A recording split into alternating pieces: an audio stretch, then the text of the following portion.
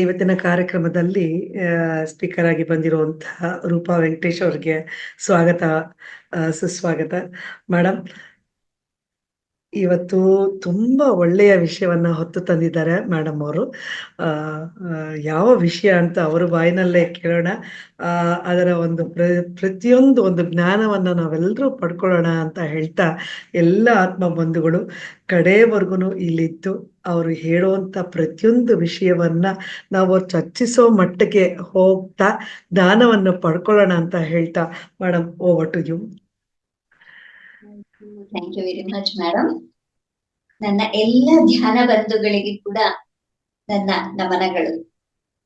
ನಮ್ಮೆಲ್ಲರ ಗುರುಗಳಾದಂತಹ ಬ್ರಹ್ಮರ್ಷಿ ಪಿತಾಮಹ ಡಾಕ್ಟರ್ ಸುಭಾಷ್ ಪತ್ರಿಜಿಯವರ ಪಾದ ಪದ್ಮಗಳಿಗೆ ಶಿರಸಾಷ್ಟಾಂಗ ನಮನಗಳನ್ನು ಸಲ್ಲಿಸುತ್ತಾ, ನಮ್ಮೆಲ್ಲರ ಶ್ರೀ ಗುರುಗಳಾದಂತಹ ಸದಾನಂದ ಯೋಗಿಗಳ ಪಾದ ಪದ್ಮಗಳಿಗೆ ಶಿರಸಾಷ್ಟಾಂಗ ನಮನಗಳನ್ನು ಸಲ್ಲಿಸುತ್ತಾ, ನಮ್ಮೆಲ್ಲರ ಗುರುಗಳಾದಂತಹ ಮಹಾವತಾರ್ ಬಾಬಾಜಿಯವರ ಪಾದ ಪದ್ಮಗಳಿಗೆ ಶಿರಸಾಷ್ಟಾಂಗ ನಮನಗಳನ್ನು ಸಲ್ಲಿಸುತ್ತಾ, ಈ ದಿನದ ಈ ಒಂದು ವಿಷಯವನ್ನ ನಾವು ಚರ್ಚೆ ಮಾಡ್ತಾ ಹೋಗೋಣ. ನಮ್ಮೆಲ್ಲರಿಗೂ ನಾವು ನೋಡ್ಕೊಂಡಾಗ ಏನ್ ಕಾಣಿಸುತ್ತೆ? ನಾವು ಒಂದ್ ಕನ್ನಡಿ ಮುಂದೆ ನಿಂತ್ಕೊಂಡ್ವಿ, ನಮ್ಗೆ ಏನ್ ಕಾಣಿಸ್ತಾ ಹೋಗುತ್ತೆ? ಫಸ್ಟ್ ಆಫ್ ಆಲ್ ಕಾಣಿಸೋದು ನಮ್ಮ ಶರೀರ. ಹೌದಾ? ನಮ್ಮ ಶರೀರ ಕಾಣಿಸ್ತಾ ಹೋಗುತ್ತೆ. ಆ ಶರೀರವನ್ನ ನಾವು ನೋಡಿ ಏನ್ ಅಂದ್ಕೊಳ್ತೀವಿ? ಇದು ನಾನು ಅಂತಂದ್ ಗುರುತಿಸ್ಕೊಳ್ತೀವಿ. ಅಲ್ಲಿಯವರೆಗೂ ನಮ್ಮ ಶರೀರದ ಕೈ ಕಾಲು ಎಲ್ಲ ನೋಡ್ಕೊಳ್ತೀವಿ. ಆದ್ರೆ ನಮ್ಮ ಮುಖವನ್ನ ನೋಡ್ಕೋಬೇಕಂದ್ರೆ, ನನ್ನನ್ನ ನಾನು ಸಂಪೂರ್ಣವಾಗಿ ನೋಡ್ಕೋಬೇಕಂದ್ರೆ ಒಂದು ಕನ್ನಡಿಯ ಅವಶ್ಯಕತೆ. ಅದರಲ್ಲಿ ನೋಡ್ಕೊಂಡಾಗ ಮಾತ್ರನೇ ನನ್ನ ಮುಖ ಹೇಗಿದೆ ಅನ್ನುವಂಥದ್ದು ನಮಗೆ ಅರ್ಥ ಆಗುವಂಥದ್ದು. ಇದು ಹಾಗಿದ್ರೆ ಕನ್ನಡಿಯಲ್ಲಿ ನೋಡ್ಕೊಳ್ತಾ ಇದ್ದಿದ್ರೆ ನಮ್ಮನ್ನ ನಾವು ಗುರ್ತಿಸ್ಕೊಳಕ್ ಆಗ್ತಿರ್ಲಿಲ್ವಾ? ಹಾಗಿದ್ರೆ ನಾನ್ ಹೇಗಿದ್ದೀನಿ ನಾನು ಗುರ್ತಿಸ್ಕೋಬಹುದಿತ್ತ? ಖಂಡಿತ ಇಲ್ಲ. ಯಾಕೆಂದ್ರೆ ನಮ್ಮ ಪ್ರತಿಬಿಂಬವನ್ನ ನಾವು ನೋಡಿದಾಗ ಮಾತ್ರನೇ ನಾನು ಹೀಗಿದ್ದೀನಿ ಅನ್ನುವಂಥದ್ದು ನಮ್ಗೆ ಅರ್ಥ ಆಗುತ್ತೆ. ಅದೇ ರೀತಿಯಲ್ಲಿ ನಾವು ಕನ್ನಡಿಯಲ್ಲಿ ನೋಡ್ಕೊಂಡಾಗ ನಮ್ಮ ಭೌತಿಕ ರೂಪ ಒಂದು ಕಾಣಿಸ್ತಾ ಹೋಗುತ್ತೆ. ಈ ಭೌತಿಕ ರೂಪ ಒಂದೇ ನಾನ ಆಗಿದ್ರೆ ಅನ್ನುವಂತಹ ಪ್ರಶ್ನೆ ನಮ್ಮಲ್ಲಿ ಹೇಳುವಂಥದ್ದು ಸಹಜ. ಯಾಕೆಂದ್ರೆ ನಮಗೆ ಕಣ್ಣಿಗೆ ಕಾಣಿಸ್ತಾ ಇರುವಂತಹದ್ದು ನಮ್ಮ ಭೌತಿಕ ಶರೀರ ಮಾತ್ರ. ಇದು ಏನ್ ನಾವು ನೋಡ್ಕೊಳ್ತಾ ಇದ್ದೀವಿ, ಈ ಶರೀರ ಮತ್ತೆ ಎಲ್ಲರನ್ನ ನೋಡಿದಾಗ ನಾವು ಗುರ್ತಿಸುವಂತದ್ದು ಕೂಡ ನಾವು ಭೌತಿಕ ಶರೀರದಿಂದನೇ ಗುರ್ತಿಸುವಂತದ್ದು. ಹಾಗಿದ್ರೆ ಭೌತಿಕ ಶರೀರನೇ ನಾನ ಆಗಿದ್ರೆ, ಈ ಪ್ರಶ್ನೆ ಬಂದಾಗ ನಮ್ಮೆಲ್ಲರಲ್ಲಿ ಕನ್ಫ್ಯೂಷನ್ ಸ್ಟಾರ್ಟ್ ಆಗತ್ತೆ. ಈ ಭೌತಿಕ ಶರೀರ ಮಾತ್ರ ನಾನು ಅನ್ನೋ ಹಾಗಿದ್ರೆ ನನ್ನ ಒಳಗಡೆ ಏನೆಲ್ಲ ಕೆಲಸಗಳು ನಡೀತಾ ಇದೆಯೋ, ಉಸಿರಾಟ ಇರಬಹುದು, ಹಾರ್ಟ್ ಬೀಟ್ ಇರಬಹುದು, ಡೈಜೆಷನ್ ಇರಬಹುದು, ಎಕ್ಸ್ಪ್ರೆಷನ್ ಇರಬಹುದು, ಈ ಎಲ್ಲವೂ ಕೂಡ ನಾನ್ ಹೇಳಿದ ಹಾಗೆ ನಡಿಬೇಕಾಗುತ್ತೆ. ಈಗ ಹೇಗೆ ನಾನ್ ಮನಸ್ ಮಾಡಿದ್ರೆ ನನ್ ಕೈ ಅಲ್ಲಾಡುತ್ತೆ, ನಾನ್ ಮನಸ್ ಮಾಡಿದ್ರೆ ನಾನ್ ನೋಡ್ತೀನಿ, ನಾನ್ ಮನಸ್ ಮಾಡಿದ್ರೆ ತಿಂತೀನಿ. ಹೌದಲ್ವಾ? ಅಲ್ಲಿ ಏನ್ ಅರ್ಥ ಆಗ್ತಿದೆ? ಓ, ಮನಸ್ಸು ಅನ್ನೋದೊಂದು ಕೆಲಸ ಮಾಡ್ತಿದೆ ಅನ್ನೋದು ನಮಗೆ ಅರ್ಥ ಆಗ್ತಾ ಹೋಗುತ್ತೆ. ಅಂದ್ರೆ ಏನಾಯ್ತು ಇಲ್ಲಿಗೆ? ಕೇವಲ ಭೌತಿಕ ಶರೀರ ಒಂದೇ ನಾನಾಗಿಲ್ಲ, ಇಲ್ಲಿ ಇನ್ನೂ ಏನೋ ಇದೆ ಅನ್ನುವಂಥದ್ದು ನಮ್ಮ ಅರಿವಿಗೆ ಬರುತ್ತೆ. ಹಾಗಿದ್ರೆ ಏನದು ಇನ್ನು ಅಂತ ನಾವು ಆಳಕ್ಕೆ ಇಳಿದು ನೋಡ್ತಾ ಹೋದಾಗ ನಮಗೆ ಅರ್ಥ ಆಗುವಂಥದ್ದು ಏನಂದ್ರೆ, ನಾನು ಅನ್ನುವಂತಹದ್ದು ಏನ್ ನಾವು ನೋಡ್ಕೊಳ್ತಾ ಇದ್ದೀವೋ, ಈ ಭೌತಿಕ ಶರೀರ ಕೇವಲ ಭೌತಿಕ ಶರೀರದ ಮಾತ್ರ ಇಲ್ಲ, ಅದಕ್ಕೆ ಒಂದು ಮನಸ್ಸಿದೆ. ಆ ಮನಸ್ಸಿನ ಜೊತೆಯಲ್ಲಿ ಏನಿದೆ? ನೀ ಹೀಗ್ ಮಾಡು, ಹೀಗ್ ಮಾಡ್ಬೇಡ, ಇದು ಕರೆಕ್ಟು, ಇದು ತಪ್ಪು, ಹೀಗೆ ಮಾಡಿದ್ರೆ ಏನಾಗುತ್ತೆ ಅಂತಂದು ತಿಳಿಸುವಂತಹ ಬುದ್ಧಿ ನಮ್ಮ ಜೊತೆಯಲ್ಲಿ. ಹೌದಲ್ವಾ? ಬುದ್ಧಿ ಕೂಡ ನಮ್ಮ ಜೊತೆಯಲ್ಲಿ ಇದೆ ಅಂತಂದು ಅರ್ಥ ಆಯ್ತು.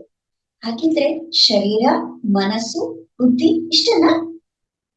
ಆದ್ರೆ ನಮ್ಗೆ ಇನ್ನೂ ಒಂದು ಗೊತ್ತಾಗತ್ತೆ, ನಾವು ಇಲ್ಲಿ ಬದುಕ್ತಿದೀವಿ ಅಂತಂದ್ರೆ ನಾವು ಕೆಲವು ಕರ್ಮಗಳನ್ನ ಮಾಡ್ತಾ ಇದ್ದೀವಿ. ಈ ಕರ್ಮಗಳೆಲ್ಲವೂ ಕೂಡ ಒಂದು ನಾವು ಜನ್ಮದಿಂದ ಜನ್ಮಕ್ಕೆ ತೆಗೆದುಕೊಂಡು ಹೋಗ್ತಾ ಇದ್ದೀವಿ. ಹಾಗಿದ್ರೆ ಇದು ಏನು ಇದೆ? ಈ ಕರ್ಮಗಳಂದ್ರೆ ಏನು? ಇದು ಎಲ್ಲಿದೆ? ನಾವು ಹೇಗೆ ಬದುಕ್ತಾ ಇದ್ದೀವಿ ಅನ್ನೋದನ್ನ ಅರ್ಥ ಮಾಡ್ಕೋಬೇಕು ಅಂತ ಇನ್ನೂ ಸ್ವಲ್ಪ ಆಳಕ್ಕೆ ನೋಡಿದ್ರೆ ಏನ್ ಗೊತ್ತಾಗತ್ತೆ ಅಂದ್ರೆ, ಇಲ್ಲಿ ಚಿತ್ತ ಅನ್ನುವಂತಹದ್ದು ಇದೆ. ಚಿತ್ತ ಅನ್ನುವಂತಹದ್ದು ಇನ್ನೂ ಒಂದಿದೆ ಅನ್ನೋದು ಅರ್ಥ ಆಗ್ತಾ ಹೋಗುತ್ತೆ. ಈ ಚಿತ್ತ ಅಂದ್ರೆ ಏನು? ನಮ್ಮ ಕರ್ಮದ ಲೆಕ್ಕಾಚಾರಗಳನ್ನ ಲೆಕ್ಕ ಹಿಡುತ್ತೆ. ನಾವು ಹೇಗೆ ನಡ್ಕೋಬೇಕು, ನಮ್ಮ ಜೀವನ ಹೇಗಿರ್ಬೇಕು, ನಾವು ಯಾವುದನ್ನ ಮಾಡ್ಬೇಕು ಅಂತ ಎಲ್ಲ ನಮಗೆ ಗೈಡ್ ಕೊಡುವಂತಹದ್ದು ಚಿತ್ತ ಅಂತ ಹೇಳ್ತಾರೆ. ಹಾಗಿದ್ರೆ ಈ ಶರೀರ, ಮನಸ್ಸು, ಬುದ್ಧಿ, ಚಿತ್ತ ಇವೆಲ್ಲವೂ ಕೂಡ ಸೇರಿ ಏನಾಗತ್ತೆ? ಅಹಂಕಾರ ಆಗತ್ತೆ. ಅಹಂಕಾರ ಅಂದ್ರೆ ನಾವು ತಿಳಿಯುವಂತಹ ಅಹಂಕಾರ ಅಲ್ಲ. ಅಹಂ ಹೀಗೆ ಆಕಾರ. ಅಹಂ ಅಂದ್ರೆ ನಾನು.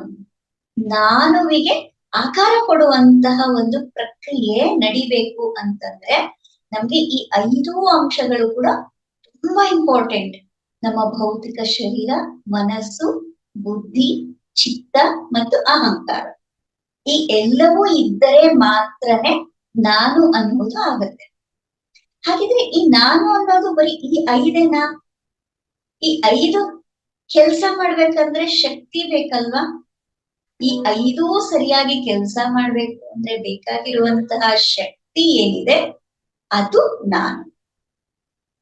ನಾನು ಆತ್ಮ ಅಂತ ಹೇಳ್ಕೊಳ್ತೀವಿ ನಾವು.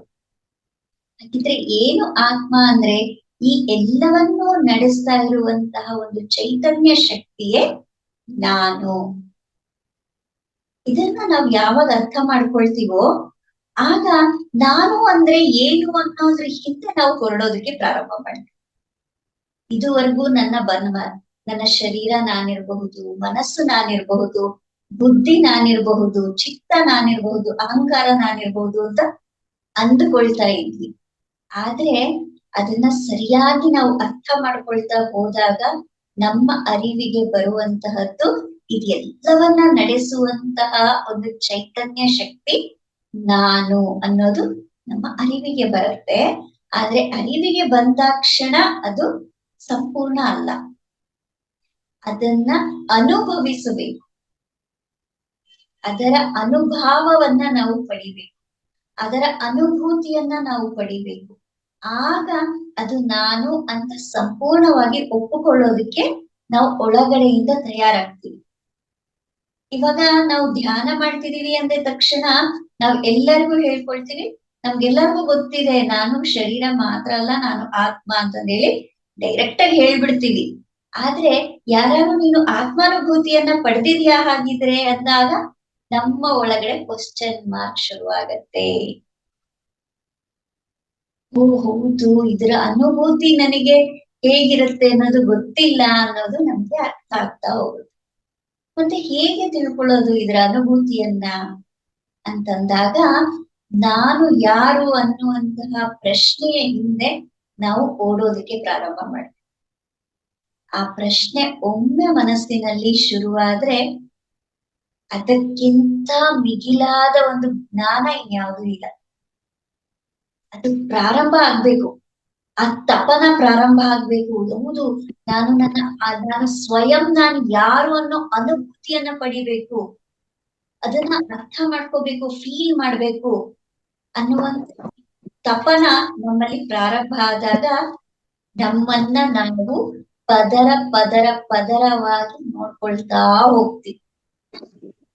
ಹೇಗೆ ಪದರ ಅಂದ್ರೆ ಈ ಪದರ ಅಂತಂದ್ರೆ ನೋಡ್ಕೊಳ್ಳುವಂಥದ್ದು ಅಂದ್ರೆ ಏನು ಅಂತಂದಾಗ ಇದಕ್ಕೆ ಸಣ್ಣ ಎಕ್ಸಾಂಪಲ್ ಕೊಟ್ಕೋಬಹುದು.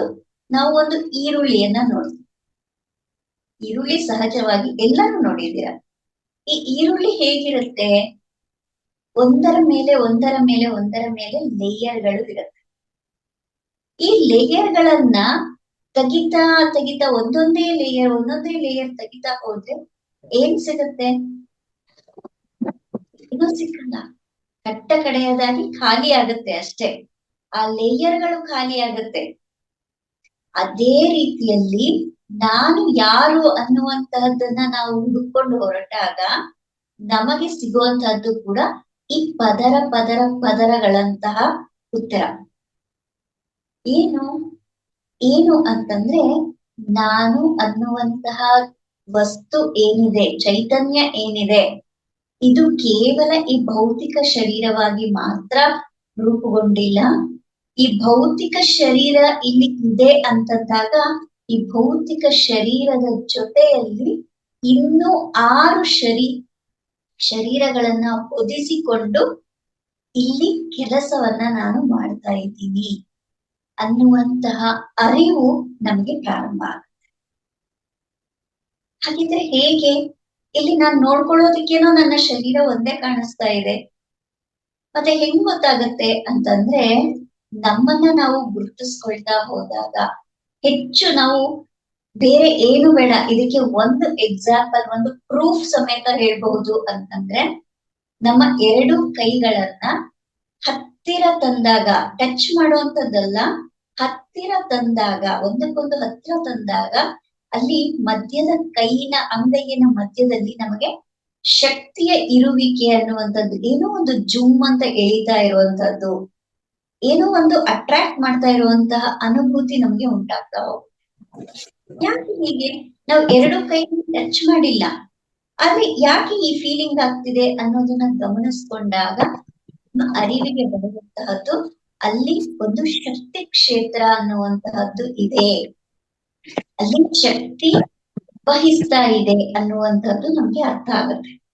ಅದೇ ರೀತಿ ಇನ್ನೂ ಒಂದ್ಸರ್ತಿ ನಾವು ಇನ್ನೂ ಒಂದು ಎಕ್ಸಾಂಪಲ್ ಮುಖಾಂತರ ನೋಡ್ಬಹುದು ಅಂತಂದ್ರೆ, ಲೈಟ್ ಬೆಳಕಿಗೆ ನಮ್ಮ ಕೈಯನ್ನ ಹಿಡಿದಾಗ, ಇಲ್ಲ ಒಂದು ಅಪೋಸಿಟ್ ಲೈಟ್ ನಿಂದ ನಮ್ಮ ಮುಖವನ್ನ ಅಥವಾ ನಮ್ಮ ಶರೀರವನ್ನ ಕನ್ನಡಿಯಲ್ಲಿ ನೋಡಿಕೊಳ್ಳುವಾಗ ಸೂಕ್ಷ್ಮವಾಗಿ ಗಮನಿಸ್ತಾ ಹೋದಾಗ ನಮ್ಮ ಪ್ರಕಂಪನಗಳು ಅಂತ ಏನ್ ಹೇಳ್ತೀವಿ, ನಮ್ಮ ಶರೀರದಿಂದ ಹೊರಗಡೆ ಹೋಗ್ತಾ ಇರುವಂತಹ ವಿದ್ಯುತ್ ಅಯಸ್ಕಾಂತೀಯ ಶಕ್ತಿ ಅಂತ ಹೇಳ್ತಾರೆ, ಎಲೆಕ್ಟ್ರೋ ಮ್ಯಾಗ್ನೆಟಿಕ್ ವೇವ್ಸ್ ಅಂತ ಹೇಳ್ತಾರೆ ಅದನ್ನ. ಈ ಎಲೆಕ್ಟ್ರೋ ಮ್ಯಾಗ್ನೆಟಿಕ್ ವೇವ್ಸ್ ನಮ್ಮ ಶರೀರದಿಂದ ಸ್ಪ್ರೆಡ್ ಆಗ್ತಾ ಇರೋದನ್ನ ನಾವು ಗುರುತಿಸ್ಕೋಬಹುದು. ಈ ಎಲೆಕ್ಟ್ರೋ ಮ್ಯಾಗ್ನೆಟಿಕ್ ವೇವ್ಸ್ ಏನಿದೆ ಅದು ಸ್ಪ್ರೆಡ್ ಆಗೋದ್ರ ಜೊತೆಯಲ್ಲಿ ನಾವು ಇನ್ನೂ ಆಳವಾಗಿ ಗಮನಿಸ್ತಾ ಹೋದ್ವಿ ಅಂತಂದಾಗ ಇದಕ್ಕೆ ನಾವು ನೆರಳನ್ನ ನೋಡೋದು ತುಂಬಾ ಅತ್ಯುತ್ತಮವಾಗಿರುವಂತದ್ದು.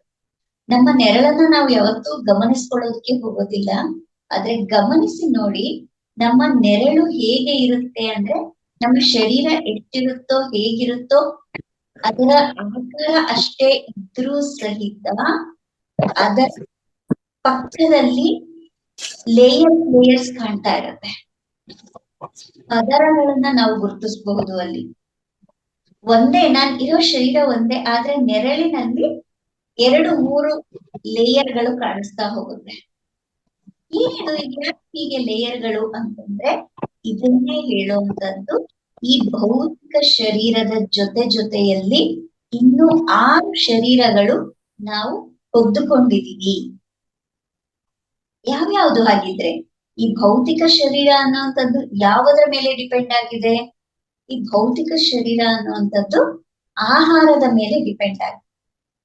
ಯಾಕೆ ಅಂದ್ರೆ, ನಾವು ಈ ಭೂಮಿಯ ಮೇಲೆ ಪಾತ್ರವನ್ನ ಮಾಡೋದಿಕ್ಕೆ ಬರುವಾಗ ನಮ್ಮೆಲ್ಲರಿಗೆ ಕೂಡ ಆ ಭಗವಂತನಿಂದ ಸಿಕ್ಕಿರುವಂತಹ ಒಂದು ಕಾಣಿಕೆಯ ರೂಪದಲ್ಲಿ ಸಿಕ್ಕಿರುವಂತಹ ಶರೀರ ಇವೆಲ್ಲ.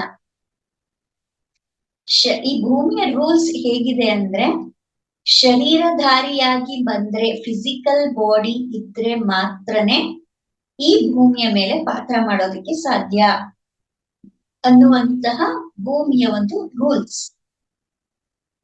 ಈ ರೂಲ್ಸ್ ಏನೋ ಕರೆಕ್ಟ್, ಆದ್ರೆ ಅಲ್ಲಿ ಮೇಲಿನಿಂದ ಈ ಭೂಮಿಯ ಮೇಲೆ ಬರ್ಬೇಕು ಅಂತಂದಾಗ ಆ ಆತ್ಮದ ಫ್ರೀಕ್ವೆನ್ಸಿ ಏನಿರುತ್ತೆ, ಅದರ ಶಕ್ತಿ ಏನಿರುತ್ತೆ ತುಂಬಾ ಸ್ಟ್ರಾಂಗ್ ಇರುತ್ತೆ.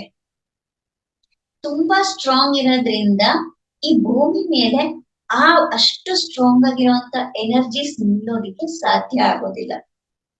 ಅದಕ್ಕೋಸ್ಕರ ಏನ್ ಮಾಡ್ತಾರೆ, ಈ ಶರೀರದ ಭಾರವನ್ನ ಜಾಸ್ತಿ ಮಾಡಿ ಈ ಶರೀರದ ಮೇಲೆ ಅನೇಕ ಹೊದಿಕೆಗಳನ್ನ ಹೊಚ್ಚಿ ಆಮೇಲೆ ಈ ಶರೀರವನ್ನ ಭೂಮಿ ಮೇಲೆ ಪಾತ್ರ ಮಾಡೋದಿಕ್ಕೆ ಅಂತ ಹೇಳಿ ಕಳಿಸ್ಕೊಡೋದಕ್ಕಾಗತ್ತೆ. ಆ ಲೇಯರ್ಗಳು ಏನಿದೆ ಅವೇ ನಮ್ಮ ಶರೀರಗಳು ಅಂತ ನಾವು ಹೇಳ್ಕೊಳ್ಳುವಂಥದ್ದು. ಒಂದು ಭೌತಿಕ ಶರೀರ, ಪ್ರಾಣಮಯ ಶರೀರ, ಜೊತೆಗೆ ಸೂಕ್ಷ್ಮ ಶರೀರ ಅಥವಾ ಮನೋಮಯ ಶರೀರ ಅಂತ ಹೇಳ್ಕೋಬಹುದು. ತದನಂತರ ಕಾರಣ ಶರೀರ, ಅದರ ನಂತರ ಇರುವಂತಹದ್ದು ಮಹಾಕಾರಣ ಶರೀರ, ಅದರ ನಂತರ ನಿರ್ವಾಣ ಶರೀರ ಅಂತ ಹೇಳಿ ಹೇಳ್ಕೊಳ್ತೀವಿ. ಏನು ಈ ಭೌತಿಕ ಶರೀರ ಅಂದ್ರೆ ನಮಗೆ ಕಾಣಿಸ್ತಾ ಇರುವಂತಹ ಈ ಶರೀರವನ್ನ ನಾವು ಭೌತಿಕ ಶರೀರ ಅಂತ ಹೇಳ್ಕೊಳ್ತೀವಿ. ಇದು ಮೇನ್ ಆಗಿ ಡಿಪೆಂಡೆಂಟ್ ಆಗಿರುವಂತಹದ್ದು ಆಹಾರ ವ್ಯವಹಾರಗಳಿಂದ, ಆಹಾರ, ನೀರು, ಪಂಚಭೂತಗಳಿಂದ ಏನೆಲ್ಲ ನಾವು ಪಡ್ಕೊಳ್ಳಿಕ್ಕೆ ಸಾಧ್ಯ ಇದೆಯೋ ಆ ಪಂಚಭೂತಗಳ ಸಹಾಯದಿಂದ ಈ ಭೌತಿಕ ಶರೀರ ಅನ್ನುವಂಥದ್ದು ನಡೀತಾ ಇರುತ್ತೆ. ಅದೇನೆ ಅದರ ಮುಂದಿನ ಮುಂದುವರೆದ ಭಾಗವಾಗಿ ನಾವು ಪ್ರಾಣಮಯ ಶರೀರವನ್ನ ನೋಡ್ಕೊಳ್ತೀವಿ.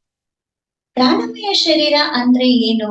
ಈ ಭೌತಿಕ ಶರೀರವನ್ನ ಬಿಟ್ಟು ಅದರಿಂದ ಸ್ವಲ್ಪ ಹೊರಗೆ ಒಂದು ಸೂಕ್ಷ್ಮವಾದ ಬೆಳಕಿನ ಶರೀರ ಇರುತ್ತೆ. ಬೆಳಕಿನ ಶರೀರ ಇದು ತುಂಬಾ ಗಮನಿಸಿದಾಗ ಕೆಲವರಿಗೆ ನೀಲಿ ಬಣ್ಣದಲ್ಲಿ ಕಾಣಿಸ್ಬಹುದು, ಕೆಲವರಿಗೆ ಗೋಲ್ಡನ್ ಕಲರ್ ಕಾಣಿಸ್ಬಹುದು, ಕೆಲವರಿಗೆ ವೈಟ್ ಕಲರ್ ಕಾಣಿಸ್ಬಹುದು.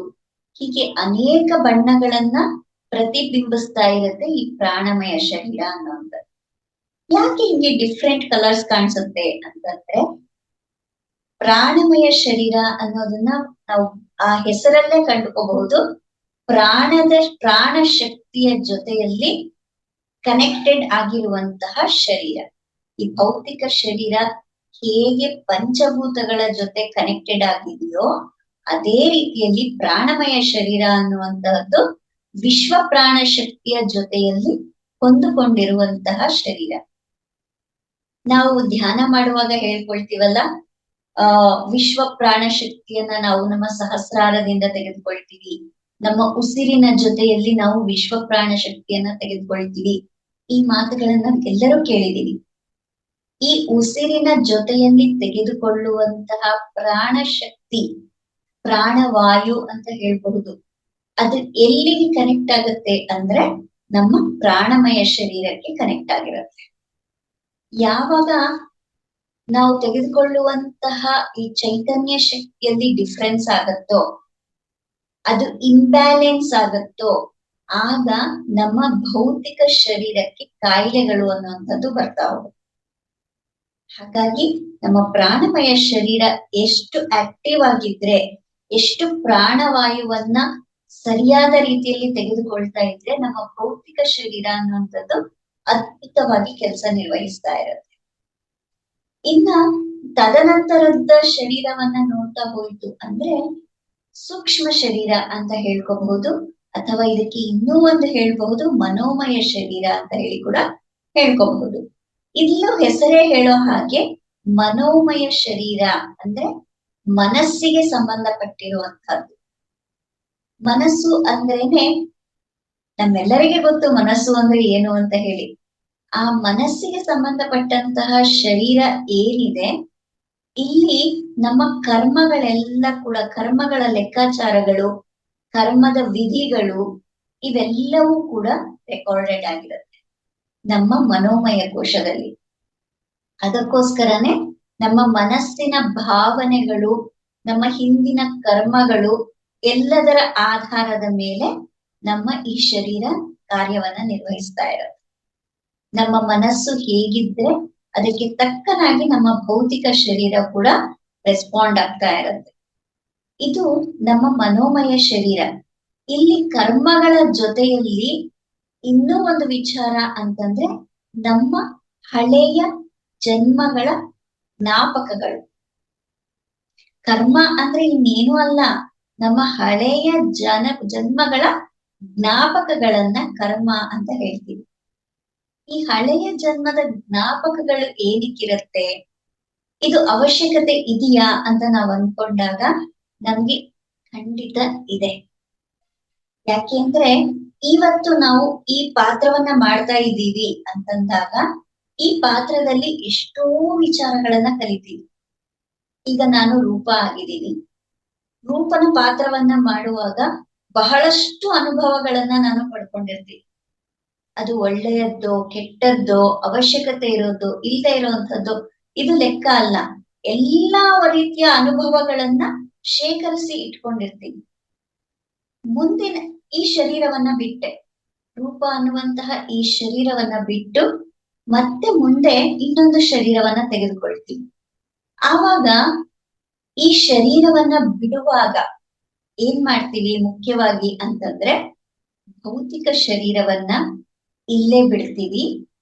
ಅದರ ಜೊತೆಯಲ್ಲಿ ಶರೀರವನ್ನ ಬಿಡ್ತೀವಿ. ಆದ್ರೆ ನಾವು ಮೇಲೆ ಹೋಗುವಾಗ ಈ ಶರೀರದಿಂದ ಆತ್ಮ ಚೈತನ್ಯ ಅಂತ ಏನು ನಮ್ಮನ್ನ ನಾವು ಗುರುತಿಸ್ಕೊಂಡಿದೀವಲ್ಲ, ಅದು ಹೊರಗೆ ಹೋಗುವಾಗ ಪ್ರಾಣಮಯ ಶರೀರವನ್ನ ಮತ್ತು ಸೂಕ್ಷ್ಮ ಶರೀರವನ್ನ ಈ ಎರಡನ್ನ ಕೂಡ ತೆಗೆದುಕೊಂಡು ಹೋಗುತ್ತೆ. ಭೌತಿಕ ಶರೀರ ಮಾತ್ರ ಇಲ್ಲಿ ಬಿಡ್ತೀವಿ. ಇನ್ನ ಉಳಿದಂತಹ 6 ಶರೀರಗಳನ್ನ ತೆಗೆದುಕೊಂಡು ಹೋಗ್ತೀವಿ ನಾವು. ಹೀಗ್ ತೆಗೆದುಕೊಂಡು ಹೋದಾಗ ಏನಾಗುತ್ತೆ, ಪ್ರಾಣಮಯ ಶರೀರದಲ್ಲಿರುವಂತಹ ಪ್ರಾಣಶಕ್ತಿಯು ಉಳಿದಿರುತ್ತೆ. ಜೊತೆಗೆ ಸೂಕ್ಷ್ಮ ಶರೀರದಲ್ಲಿ ಮನೋಮಯ ಶರೀರದಲ್ಲಿ ಇರುವಂತಹ ಜ್ಞಾಪಕಗಳನ್ನ ಕೂಡ ನಾವು ಹೊತ್ತೊಯ್ದಿರ್ತೀವಿ. ಈಗ ಮತ್ತೆ ಮುಂದಿನ ಜನ್ಮವನ್ನ ನಾನು ಪಡ್ಕೋಬೇಕು. ಆವಾಗ ಏನಾಗತ್ತೆ, ಈ ಮನೋಮಯ ಶರೀರದಲ್ಲಿ ಸೂಕ್ಷ್ಮ ಶರೀರದಲ್ಲಿ ಏನೆಲ್ಲಾ ಜ್ಞಾಪಕಗಳು ಇದೆಯೋ ಈ ಜ್ಞಾಪಕಗಳ ಆಧಾರದ ಮೇಲೆ ನಾವು ಮುಂದಿನ ಶರೀರವನ್ನ ಪ್ರಿಪೇರ್ ಮಾಡ್ಕೊಳ್ತೀವಿ.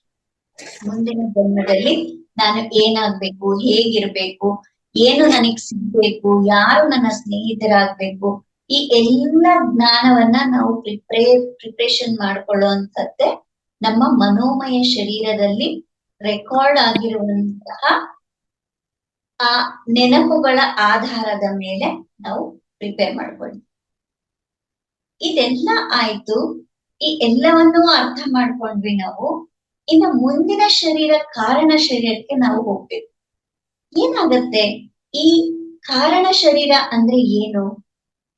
ಈ ಸೂಕ್ಷ್ಮ ಶರೀರದವರೆಗೂ ಹೇಗಿರುತ್ತೆ ಅಂದ್ರೆ, ನಮ್ಮ ಮನೋಭಾವ ಎಲ್ಲವೂ ಕೂಡ ಭೌತಿಕ ಪ್ರಪಂಚ, ಭೌತಿಕ ಭಾವನೆಗಳು, ಭೌತಿಕ ಆಲೋಚನೆಗಳಿಗೆ ಹೆಚ್ಚು ಸಂಬಂಧಪಟ್ಟಿರುತ್ತೆ.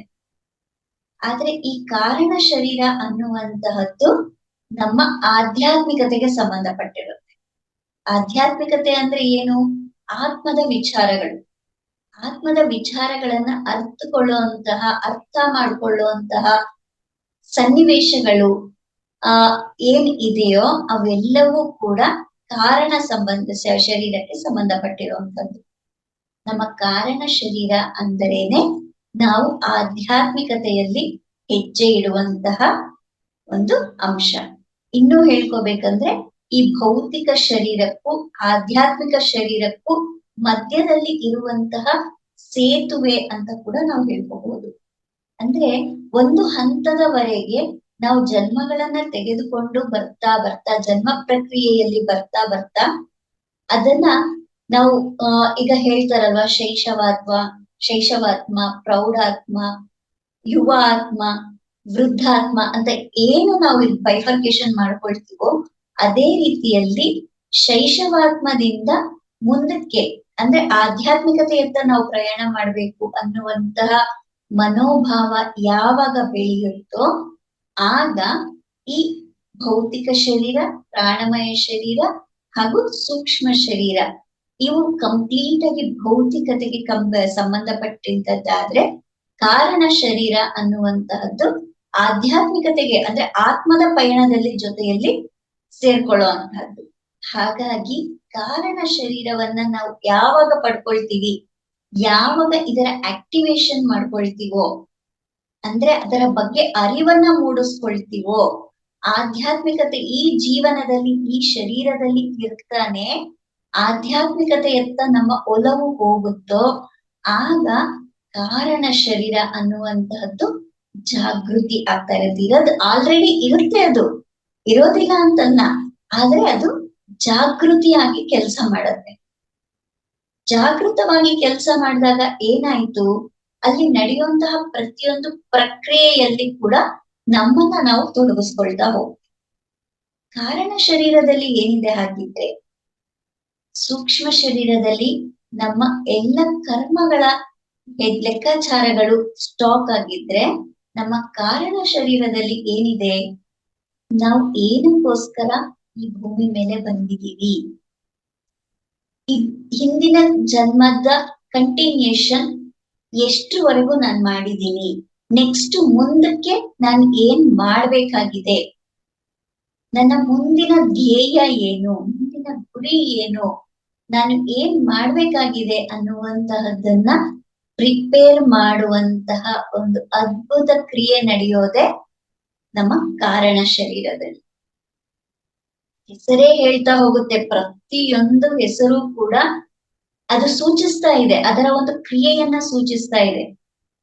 ಈ ಭೂಮಿ ಮೇಲೆ ಮಾತ್ರವನ್ನ ಇಲ್ಲಿ ನಾವು ಇದ್ದೀವಿ, ನಾವು ಏನೋ ಒಂದು ಕೆಲಸ ಮಾಡ್ತಿದ್ದೀವಿ ಅಂತಂದ್ರೂ ಕೂಡ ಅದಕ್ಕೆ ಹಿಂದೆ ಅದ್ಭುತವಾದ ಕಾರಣ ಕಾರ್ಯ ಸಂಬಂಧ ಇದೆ ಅನ್ನುವಂಥದ್ದನ್ನ ನಾವು ಫಸ್ಟ್ ಅರ್ಥ ಮಾಡ್ಕೋಬೇಕು. ಹಿಂದೆ ಎಲ್ಲ ಹಿರಿಯರು ಹೇಳ್ತಾ ಇದ್ರು, ಒಂದು ಹುಲ್ಲುಗಡ್ಡಿ ಅಲ್ಲಾಡ್ತು ಅಂದ್ರೆ ಕೂಡ ಅದಕ್ಕೆ ಕಾರಣ ಇರುತ್ತೆ. ಒಂದು ಹುಲ್ಲುಗಡ್ಡಿ ಅಲ್ಲಾಡ್ಬೇಕು ಅಂದ್ರೂ ಕೂಡ ಆ ಭಗವಂತನ ಕೃಪೆ ಇರ್ಬೇಕು, ಅಲ್ಲಿ ಕಾರ್ಯಕಾರಣ ಸಂಬಂಧ ಇರ್ಬೇಕು ಅಂತ ಹೇಳ್ತಾರೆ. ಅದೇ ರೀತಿ ನಾವು ಇಲ್ಲಿ ಶರೀರವನ್ನ ಪಡೆದು ಇಲ್ಲಿ ಪಾತ್ರ ಮಾಡ್ತಿದೀವಿ ಅಂತಂದ್ರೆ ಅದರ ಹಿಂದೆ ಒಂದು ಅದ್ಭುತವಾದ ಕಾರಣ ಇರುತ್ತೆ. ಈ ಕಾರಣವನ್ನ ತಿಳಿದುಕೊಳ್ಳುವಂತಹದ್ದೇ ನಮ್ಮ ಕಾರಣ ಶರೀರದಲ್ಲಿ ನಾವು ಮಾಡುವಂತಹ ಕ್ರಿಯೆಗಳು. ಏನು ನಾವು ಭೌತಿಕವಾಗಿ ಎಲ್ಲ ನೋಡ್ತಾ ಇರ್ತೀವೋ, ಎಲ್ಲ ಅನುಭವಿಸ್ತಾ ಇರ್ತೀವೋ, ಅದರ ಹಿಂದಿನ ಸೂಕ್ಷ್ಮ ಕಾರಣಗಳನ್ನ ಅರಿತುಕೊಳ್ಳೋದೆ ಕಾರಣ ಶರೀರದ ಮುಖ್ಯ ಕೆಲಸ ಆಗುತ್ತೆ. ಆಯ್ತು, ಈ ಕಾರಣ ಶರೀರದಲ್ಲಿ ನಾನು ಏನಕ್ ಬಂದೆ, ಏನ್ ಮಾಡ್ಬೇಕಾಗಿದೆ, ಎಷ್ಟು ಜನ್ಮಗಳನ್ನ ಪಡ್ಕೊಂಡ್ ಬಂದಿದ್ದೀನಿ, ಯಾವ ಯಾವ ಜನ್ಮದಲ್ಲಿ ಏನೆಲ್ಲ ಜ್ಞಾನವನ್ನ ನಾನು ಪಡೆದುಕೊಂಡು ಬಂದಿದ್ದೀನಿ ಅನ್ನುವಂತಹ ರೆಕಾರ್ಡ್ಸ್ ಏನಿದೆ ಅದು ಕಾರಣ ಶರೀರದಲ್ಲಿ ಇರುತ್ತೆ. ಈ ಕಾರಣ ಶರೀರದಲ್ಲಿ ನಾವು ಅರ್ಥ ಮಾಡ್ಕೊಳ್ತಾ ಹೋದಾಗ, ಅದನ್ನ ಆಳವಾಗಿ ಅಧ್ಯಯನ ಮಾಡ್ತಾ ಹೋದಾಗ ನಮಗೆ ಅರ್ಥ ಆಗುವಂತದ್ದು, ಯಾವುದೋ ಜನ್ಮದಲ್ಲಿ ಅರ್ಧಕ್ಕೆ ನಿಲ್ಲಿಸಿದಂತಹ ಕೆಲಸಗಳ ಜ್ಞಾನ ಕೂಡ ನಮಗೆ ಮತ್ತೆ ಕನೆಕ್ಟ್ ಆಗತ್ತೆ. ನಾವು ಇಲ್ಲಿದ್ದೀವಿ ಅಂದ್ರೆ ಒಂದು ಎರಡು ಜನ್ಮವನ್ನ ತೆಗೆದುಕೊಂಡು ಬಂದಿರುವಂತಹವ್ರಲ್ಲ, ಅನೇಕ ಜನ್ಮಗಳನ್ನ ಪಡೆದುಕೊಂಡು ಎಷ್ಟೋ ಪಾಠಗಳನ್ನ ನಮ್ಮ ಜೊತೆಯಲ್ಲಿ ತೆಗೆದುಕೊಂಡು ಇವತ್ತು ಈ ಸ್ಥಿತಿಯಲ್ಲಿ ಇದ್ದೀವಿ. ಮತ್ತೆ ಆ ಪಾಠಗಳೆಲ್ಲ ಕೂಡ ಕಾರಣ ಶರೀರದಲ್ಲಿ ರೆಕಾರ್ಡ್ ಆಗಿದೆ.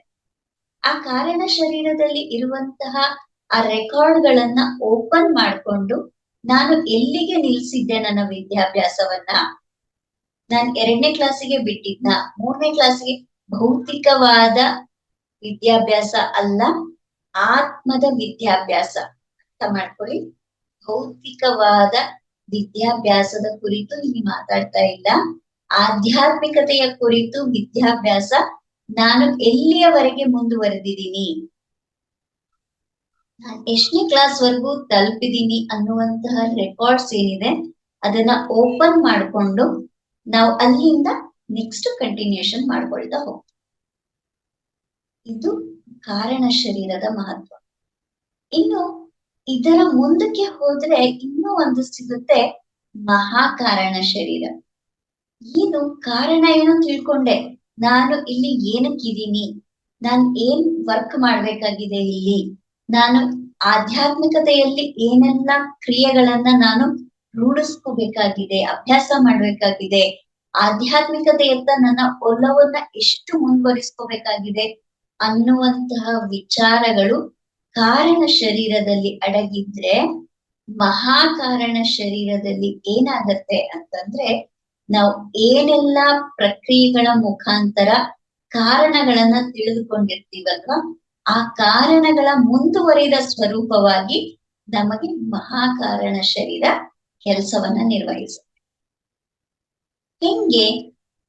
ಹೆಂಗೆ ಅಂತಂದ್ರೆ, ಎಲ್ಲರಿಗೆ ಗೊತ್ತಿರೋ ಹಾಗೆ ನಮ್ಮ ಶರೀರದಲ್ಲಿ 72,000 ನರನಾಡಿಗಳಿವೆ.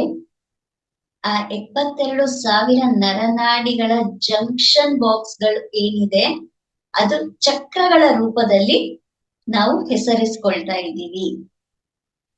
ಸರಿಯಾಗಿ ಅರ್ಥ ಮಾಡ್ಕೊಂಡ್ರೆ ಈ ಶರೀರದಲ್ಲಿ ಸಾವಿರಾರು ಚಕ್ರಗಳು ಇದೆ.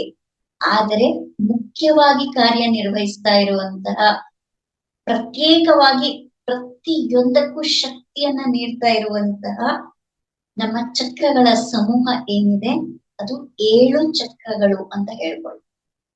ಷಟ್ಚಕ್ರ ಮತ್ತು ಒಂದು ಸ್ಥಿತಿ.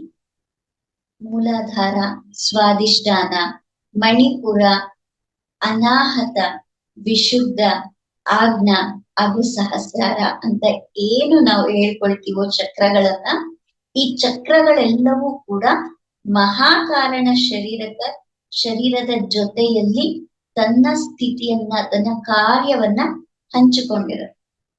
ನಮ್ಮ ಎಲ್ಲ ಚಕ್ರಗಳ ಕಾರ್ಯನಿರ್ವಹಣೆ ನಮ್ಮ ಮಹಾಕಾರಣ ಶರೀರದಲ್ಲಿ ಕಂಟ್ರೋಲಿಂಗ್, ಏನ್ ಸ್ವಿಚ್ ಅಂತ ಹೇಳ್ತೀವಲ್ಲ, ಅಲ್ಲಿ ಸ್ವಿಚ್ ಹಾಕಿದ್ರೆ ಇಲ್ಲಿ ಲೈಟ್ ಆನ್ ಆಗುತ್ತಲ್ಲ, ಅದೇ ರೀತಿಯಲ್ಲಿ ನಮ್ಮ ಮಹಾಕಾರಣ ಶರೀರದಲ್ಲಿ ಈ ಎಲ್ಲದರ ಜ್ಞಾನದ ಸ್ವಿಚ್ ಮತ್ತೆ ನಮ್ಮ ಶರೀರದಲ್ಲಿ ಯಾವ ಯಾವ ಚಕ್ರಗಳು ಹೇಗೆ ಕೆಲಸ ನಿರ್ವಹಿಸಬೇಕು ಅನ್ನುವಂತಹ ಸ್ವಿಚ್ ಮಹಾಕಾರಣ ಶರೀರದಲ್ಲಿದೆ.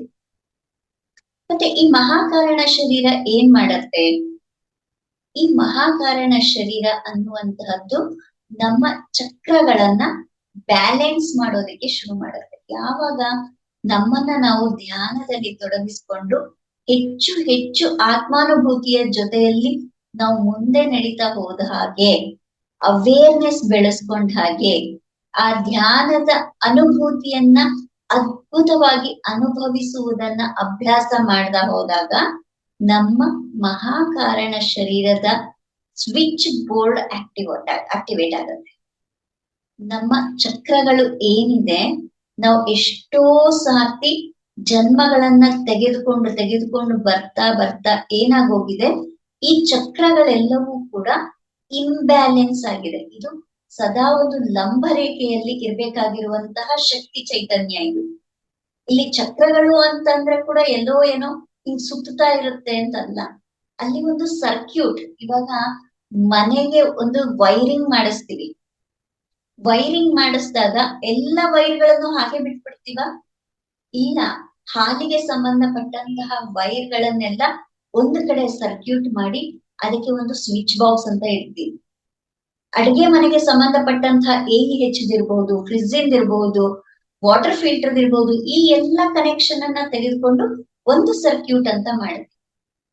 ಅದೇ ರೀತಿಯಲ್ಲಿ ನಮ್ಮ ಶರೀರದಲ್ಲಿ ಕೂಡ, ನಮ್ಮ ಶರೀರದ ಭಾಗಗಳಲ್ಲಿ ಹರಡಿಕೊಂಡಿರುವಂತಹ ನರನಾಡಿಗಳು ಏನು, ಅವೆಲ್ಲವೂ ಕೂಡ ಆಯಾ ಸ್ಥಳಗಳಲ್ಲಿ, ಈಗ ನಾವು ಮೂಲಾಧಾರ ಅಂತ ಹೇಳ್ಕೊಳ್ತೀವಿ, ಮೂಲಾಧಾರದ ಚಕ್ರದ ಹತ್ತಿರದಲ್ಲಿ ಯಾವ ಯಾವ ಆರ್ಗನ್ಸ್ ಇದೆ, ಶರೀರದ ಅಂಗಾಂಗಗಳು ಇದೆ, ಅವಕ್ಕೆಲ್ಲ ಸಂಬಂಧಪಟ್ಟಂತಹ ನಾಡಿಗಳು ಏನಿದೆ, ಅಲ್ಲಿ ಒಂದು ಸರ್ಕ್ಯೂಟ್ ಅನ್ನ ತಯಾರಿಸ್ಕೊಂಡು ಅಲ್ಲಿ ಒಂದು ಸೆಂಟರ್ ಪಾಯಿಂಟ್ ಮಾಡ್ಕೊಂಡು ಅದನ್ನ ಮೂಲಾಧಾರ ಚಕ್ರ ಅಂತ ಹೇಳ್ತಾರೆ.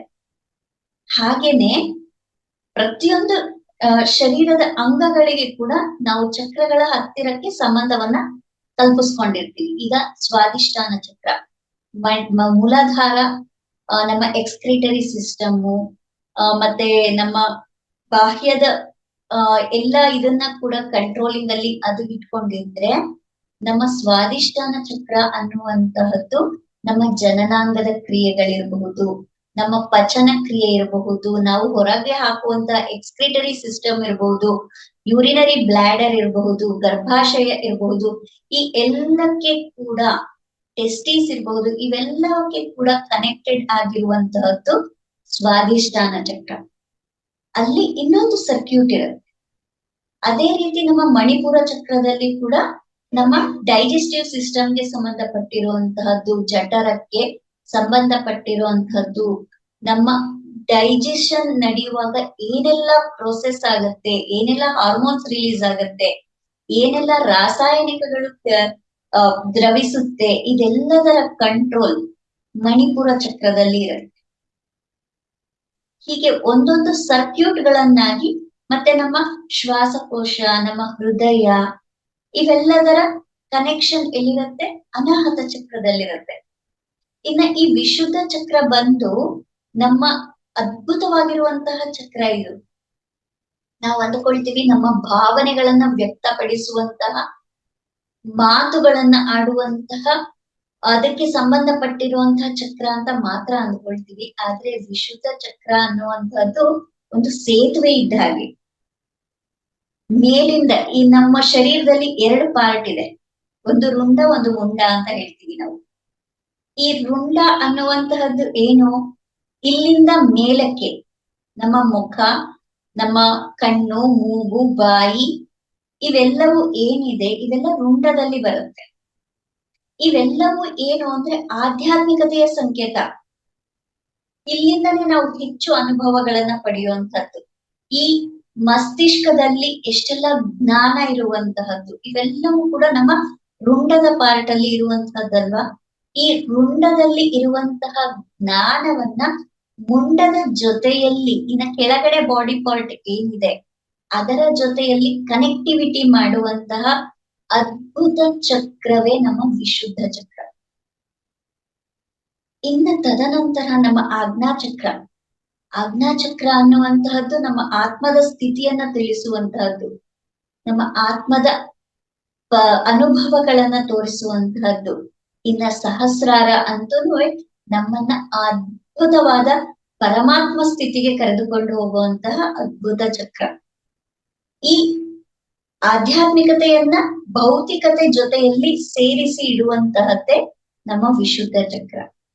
ಈ 7 ಚಕ್ರಗಳು ಏನಿದೆ, ನಾವು ಜನ್ಮ ಪ್ರಕ್ರಿಯೆಯಲ್ಲಿ ಪಾಲ್ಗೊಳ್ತಾ ಎಷ್ಟೋ ಜನ್ಮಗಳನ್ನ ಪಡೆದು ಬರ್ತಿದೀವಲ್ಲ, ಈ ಎಲ್ಲ ಜನ್ಮ ಪ್ರಕ್ರಿಯೆಯಲ್ಲಿ ಪಾಲ್ಗೊಳ್ತಾ ಇವೆಲ್ಲವೂ ಕೂಡ ಅದರ ಜಾಗದಿಂದ ಸ್ವಲ್ಪ ಸ್ಥಾನ ಪಲ್ಲಟ ಆಗೋಗಿರುತ್ತೆ. ಅಂದ್ರೆ ಇರ್ಬೇಕಾಗಿರುವಂತಹ ಸ್ಥಳದಲ್ಲಿ ಇರ್ದಲೆ ಸ್ವಲ್ಪ ಆಜು ಬಾಜು ಸರಿದು ಹೋಗಿರುತ್ತೆ.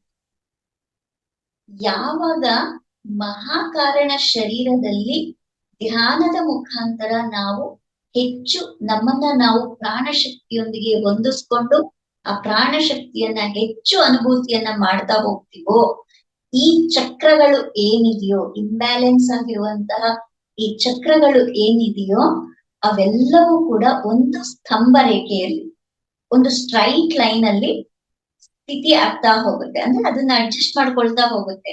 ಹೇಗೆ ಅಂತಂದ್ರೆ ಒಂದು 4 ವೀಲರ್ ಇದೆ.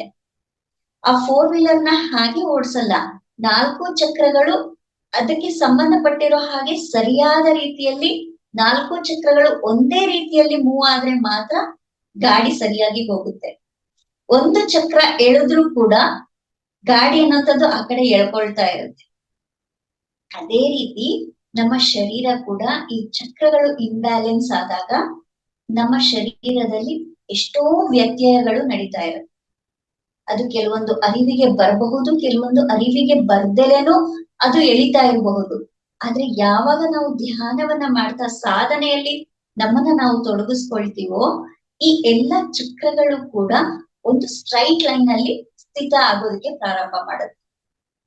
ಯಾವಾಗ ಸ್ಟ್ರೈಟ್ ಲೈನ್ ಅಲ್ಲಿ ಸ್ಥಿತ ಆಗುತ್ತೋ ಆಗ ನಾವು ತೆಗೆದುಕೊಳ್ಳುವಂತಹ ಪ್ರಾಣ ಶಕ್ತಿ ಏನಿದೆ ಸಹಸ್ರಾರದಿಂದ ಮೂಲಾಧಾರದವರೆಗೆ ಸರಿಯಾದ ರೀತಿಯಲ್ಲಿ ಪ್ರವಾಹಿಸಿ ನಮ್ಮಲ್ಲಿ ಇರುವಂತಹ 3 ಮುಖ್ಯ ನಾಡಿಗಳಿದೆ. ಇಡ, ಪಿಂಗಳ, ಸುಷುಮ್ನ ಅನ್ನುವಂತಹ 3 ಮುಖ್ಯವಾದ ನಾಡಿಗಳಿದೆ.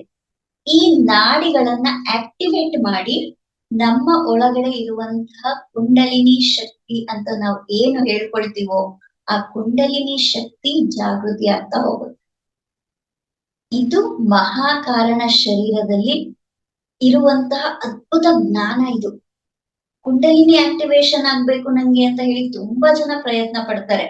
ಆದ್ರೆ ಆ ಕುಂಡಲಿನಿ ಅಂದ್ರೆ ಏನು, ಆ ಕುಂಡಲಿನಿ ಶಕ್ತಿ ಎಲ್ಲಿರುತ್ತೆ, ಹೇಗೆ ಕೆಲಸ ಮಾಡುತ್ತೆ, ಏನಕ್ಕೆ ಅವಶ್ಯಕತೆ ಅನ್ನೋದನ್ನ ತಿಳ್ಕೊಳ್ದಲೆ ಇಂತ ಸುಮ್ಮನೆ ಏನೋ ಮಾಡ್ತೀವಿ ಮಾಡುವಂತ ಪ್ರಕ್ರಿಯೆಯಿಂದ ಏನು ಪ್ರಯೋಜನ ಇಲ್ಲ. ಕುಂಡಲಿನಿ ಶಕ್ತಿ ಅನ್ನುವಂತಹದ್ದು ಪ್ರತಿಯೊಬ್ಬ ಜೀವಿಯ, ಕೇವಲ ಮಾನವ ಮಾತ್ರ ಅಲ್ಲ, ಪ್ರತಿಯೊಂದು ಜೀವಿಯಲ್ಲಿ ಅಡಗಿರುವಂತಹ ಚೈತನ್ಯ ಶಕ್ತಿ. ಆ ಚೈತನ್ಯ ಶಕ್ತಿ ಪ್ರಾಣಿ ಪಕ್ಷಿಗಳಲ್ಲಿ ಇದೆ, ಆದ್ರೂ ಕೂಡ ಅದನ್ನ ಹೆಚ್ಚು ಮೋಟಿವೇಟ್ ಮಾಡ್ಕೊಳ್ಳುವಂತಹದ್ದಾಗ್ಲಿ, ಅದರ ಬಗ್ಗೆ ಹೆಚ್ಚು ಅರಿವು ಮೂಡಿಸ್ಕೊಳ್ಳುವಂತ ಒಂದು ಪ್ರಾಶಸ್ತ್ಯ ಪ್ರಾಣಿ ಪಕ್ಷಿಗಳಲ್ಲಿ ಇಲ್ಲ. ಮನುಷ್ಯನಲ್ಲಿ ಅದರ ಬಗ್ಗೆ ಅರಿವಿದೆ. ಅದನ್ನ ಏನ್ ಮಾಡ್ಬೇಕು, ಆ ಚೈತನ್ಯ ಶಕ್ತಿ ಹೆಚ್ಚಾದಾಗೆ ನಮ್ಮ ಒಳಗಡೆ ಇರುವಂತಹ ದೈವತ್ವ ಹೇಗೆ ಜಾಗೃತಿ ಆಗತ್ತೆ ಅನ್ನುವಂತಹ ಅರಿವು ಮಾನವನಲ್ಲಿ ಇರೋದ್ರಿಂದನೇ ಮಾನವ ಜೀವಿ ಅಂದ್ರೆ ಶ್ರೇಷ್ಠ ಜೀವಿ ಅಂತ ಹೇಳ್ತಾರೆ. ಆ ಶಕ್ತಿಯನ್ನ ಕಂಡುಕೊಂಡು ಆ ಶಕ್ತಿಯನ್ನ ಇನ್ನೂ ಹೆಚ್ಚು ಕ್ರಿಯಾಶೀಲವನ್ನಾಗಿ ಮಾಡ್ಕೊಳ್ತಾ ಆ ಶಕ್ತಿಯನ್ನ ಸರಿಯಾದ ರೀತಿಯಲ್ಲಿ ಉಪಯೋಗಿಸ್ಕೊಳ್ಳುವಂತಹ ಟೆಕ್ನಿಕ್ ಏನಿದೆ, ಇದು ಮಾನವನಿಗೆ ಮಾತ್ರ ಗೊತ್ತಿರುವಂತಹ ಟೆಕ್ನಿಕ್. ಹಾಗಾಗಿ ಇದನ್ನ ಯಾವಾಗ ಅನುಸರಿಸಿ ಅದನ್ನ ಅನುಭವಕ್ಕೆ ತೆಗೆದುಕೊಳ್ತಾ ಹೋಗ್ತೀವೋ ನಮ್ಮ ಒಳಗಡೆ ಇರುವಂತಹ ಅದ್ಭುತವಾದ ಚೈತನ್ಯ ಶಕ್ತಿ ಜಾಗೃತಿ ಆಗ್ತಾ ಹೋಗುತ್ತೆ.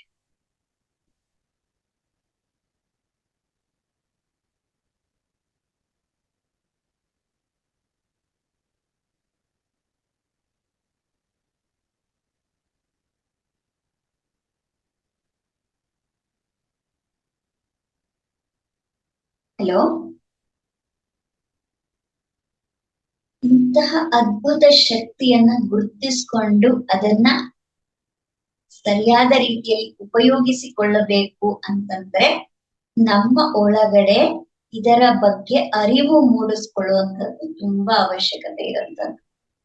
ಕುಂಡಲಿನಿ ಅಂತಂದ್ರೆ ನಮ್ಮ ಮೂಲಾಧಾರದ ಚಕ್ರ ಇದೆಯಲ್ಲ, ಆ ಮೂಲಾಧಾರ ಚಕ್ರದ ಸ್ಥಿತಿಯಲ್ಲಿ 3.5 ಹಾವು ಸುತ್ತಕೊಂಡಿರೋ ರೀತಿಯಲ್ಲಿ ಅಂತ ಹೇಳ್ತಾರೆ. ಅಂದ್ರೆ ಒಂದು ಅದ್ಭುತವಾದ ಚೈತನ್ಯ ಶಕ್ತಿ ಅಲ್ಲಿ ನಿದ್ರಾವಸ್ಥೆಯಲ್ಲಿ ಇದೆ, ಸುಪ್ತ ಅವಸ್ಥೆಯಲ್ಲಿ ಇದೆ. ನಮ್ಮ ಒಳಗಡೆ ಇರುವಂತಹ ಅದ್ಭುತವಾದ ಚೈತನ್ಯ ಶಕ್ತಿ ಅದು ಜಾಗೃತಿ ಆಗ್ತಾ ಹೋಗುತ್ತೆ. ಯಾವಾಗ ನಮ್ಮ ಮೇಲೆ ನಾವು ಅರಿವನ್ನ ಮೂಡಿಸ್ಕೊಳ್ತೀವೋ, ಹೆಚ್ಚು ಹೆಚ್ಚು ಹೆಚ್ಚು ಸಾಧನೆಯಲ್ಲಿ ತೊಡಗಿಕೊಳ್ತೀವೋ, ನಮ್ಮ ಮೇಲೆ ನಾವು ಸಂಪೂರ್ಣ ಅರಿವಿನಿಂದ ನಾವು ಬದುಕೋದಕ್ಕೆ ಪ್ರಾರಂಭ ಮಾಡ್ತೀವೋ, ಆ ಚೈತನ್ಯ ಶಕ್ತಿ ಅನ್ನುವಂಥದ್ದು ಎದ್ದೇಳ್ತಾ ಹೋಗುತ್ತೆ, ಜಾಗೃತಿ ಆಗ್ತಾ ಹೋಗುತ್ತೆ. ಈ ಜಾಗೃತಿ ಆದಂತಹ ಚೈತನ್ಯ ಶಕ್ತಿ ಏನಿದೆ, ನಾನ್ ಹೇಳದ್ನಲ್ಲ 3 ನಾಡಿಗಳಿದೆ ನಮ್ಮ ಶರೀರದಲ್ಲಿ, ಇಡ, ಪಿಂಗಳ, ಸುಷುಮ್ನ ಅಂತ ಹೇಳಿ. ಈ ಇಡ ಮತ್ತೆ ಪಿಂಗಳ ನಾಡಿಯಲ್ಲಿ ಅದು ಪ್ರವಹಿಸಿ, ಅಂದ್ರೆ ಅದು ಮೇಲಕ್ಕೆದ್ದು, ಈಗ ಒಂದು ಫೌಂಟೈನ್ ನೋಡ್ತಿರಲ್ವಾ, ಕೆಳಗಡೆಯಿಂದ ನೀರು ಚಿಮ್ಮುತ್ತಲ್ಲ, ಆ ರೀತಿಯಲ್ಲಿ ಚಿಮ್ಮಿ ನಮ್ಮ 2 ನಾಡಿಗಳಲ್ಲಿ ಪ್ರವಹಿಸಿ ಅದು ಸಹಸ್ರಾರವನ್ನ ತಲುಪುತ್ತೆ. ಇದು ಸ್ವಲ್ಪ ಲಾಂಗ್ ಪ್ರೊಸೆಸ್, ಆದ್ರೆ ಪ್ರತಿಯೊಬ್ಬರಲ್ಲಿ ಇದನ್ನ ಮಾಡಿಕೊಳ್ಳುವಂತಹ ಸಾಮರ್ಥ್ಯನೂ ಇದೆ.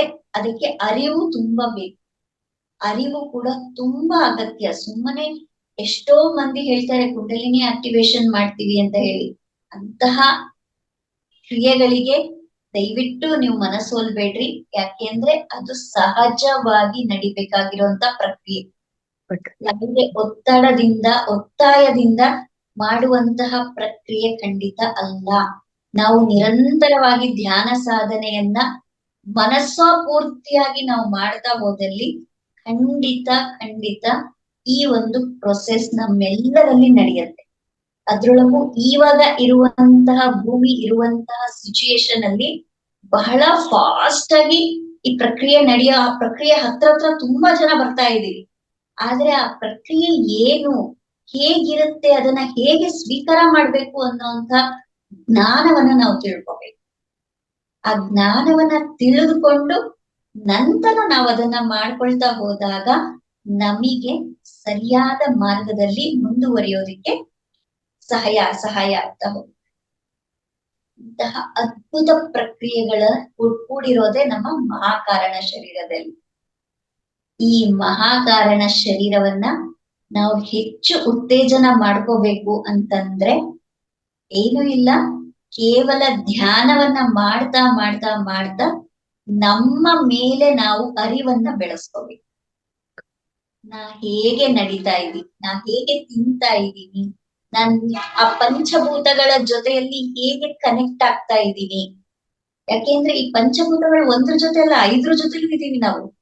ಆ 5 ಕೂಡ ನಮ್ಮ ಒಳಗಡೆ ಏನ್ ಕೆಲಸ ಮಾಡ್ತಿದೆ, ನಮ್ಮ ಮನಸ್ಸು ಯಾವ ರೀತಿ ಕೆಲಸ ಮಾಡ್ತಿದೆ, ಮನಸ್ಸಿನ ಪ್ರಭಾವ ಯಾವ ರೀತಿ ಇದೆ, ಆ ಮನಸ್ಸಿನ ಜೊತೆಯಲ್ಲಿ ನಾನು ಯಾವ ಕಾರಣಕ್ಕಾಗಿ ಇಲ್ಲಿ ಬಂದಿದ್ದೀನಿ, ನನ್ನ ಕರ್ಮಗಳನ್ನ ನಾನು ಯಾವ ರೀತಿ ಸವಿಸ್ಕೊಳ್ತಾ ಇದ್ದೀನಿ, ಈ ಎಲ್ಲದರ ಅರಿವನ್ನ ನಾವು ಯಾವಾಗ ಹೆಚ್ಚಿಸ್ಕೊಳ್ತಾ ಹೋಗ್ತೀವೋ ಆಗ ನಮ್ಮ ಮಹಾಕಾರಣ ಶರೀರ ಕೂಡ ಆಕ್ಟಿವೇಟ್ ಆಗಿ ಅಲ್ಲಿರುವಂತಹ ಅದ್ಭುತ ಚೈತನ್ಯ ಜಾಗೃತಿಯಾಗಿ ನಮ್ಮನ್ನ ದೈವತ್ವದ ಕಡೆಗೆ ಕರೆದುಕೊಂಡು ಹೋಗುತ್ತೆ.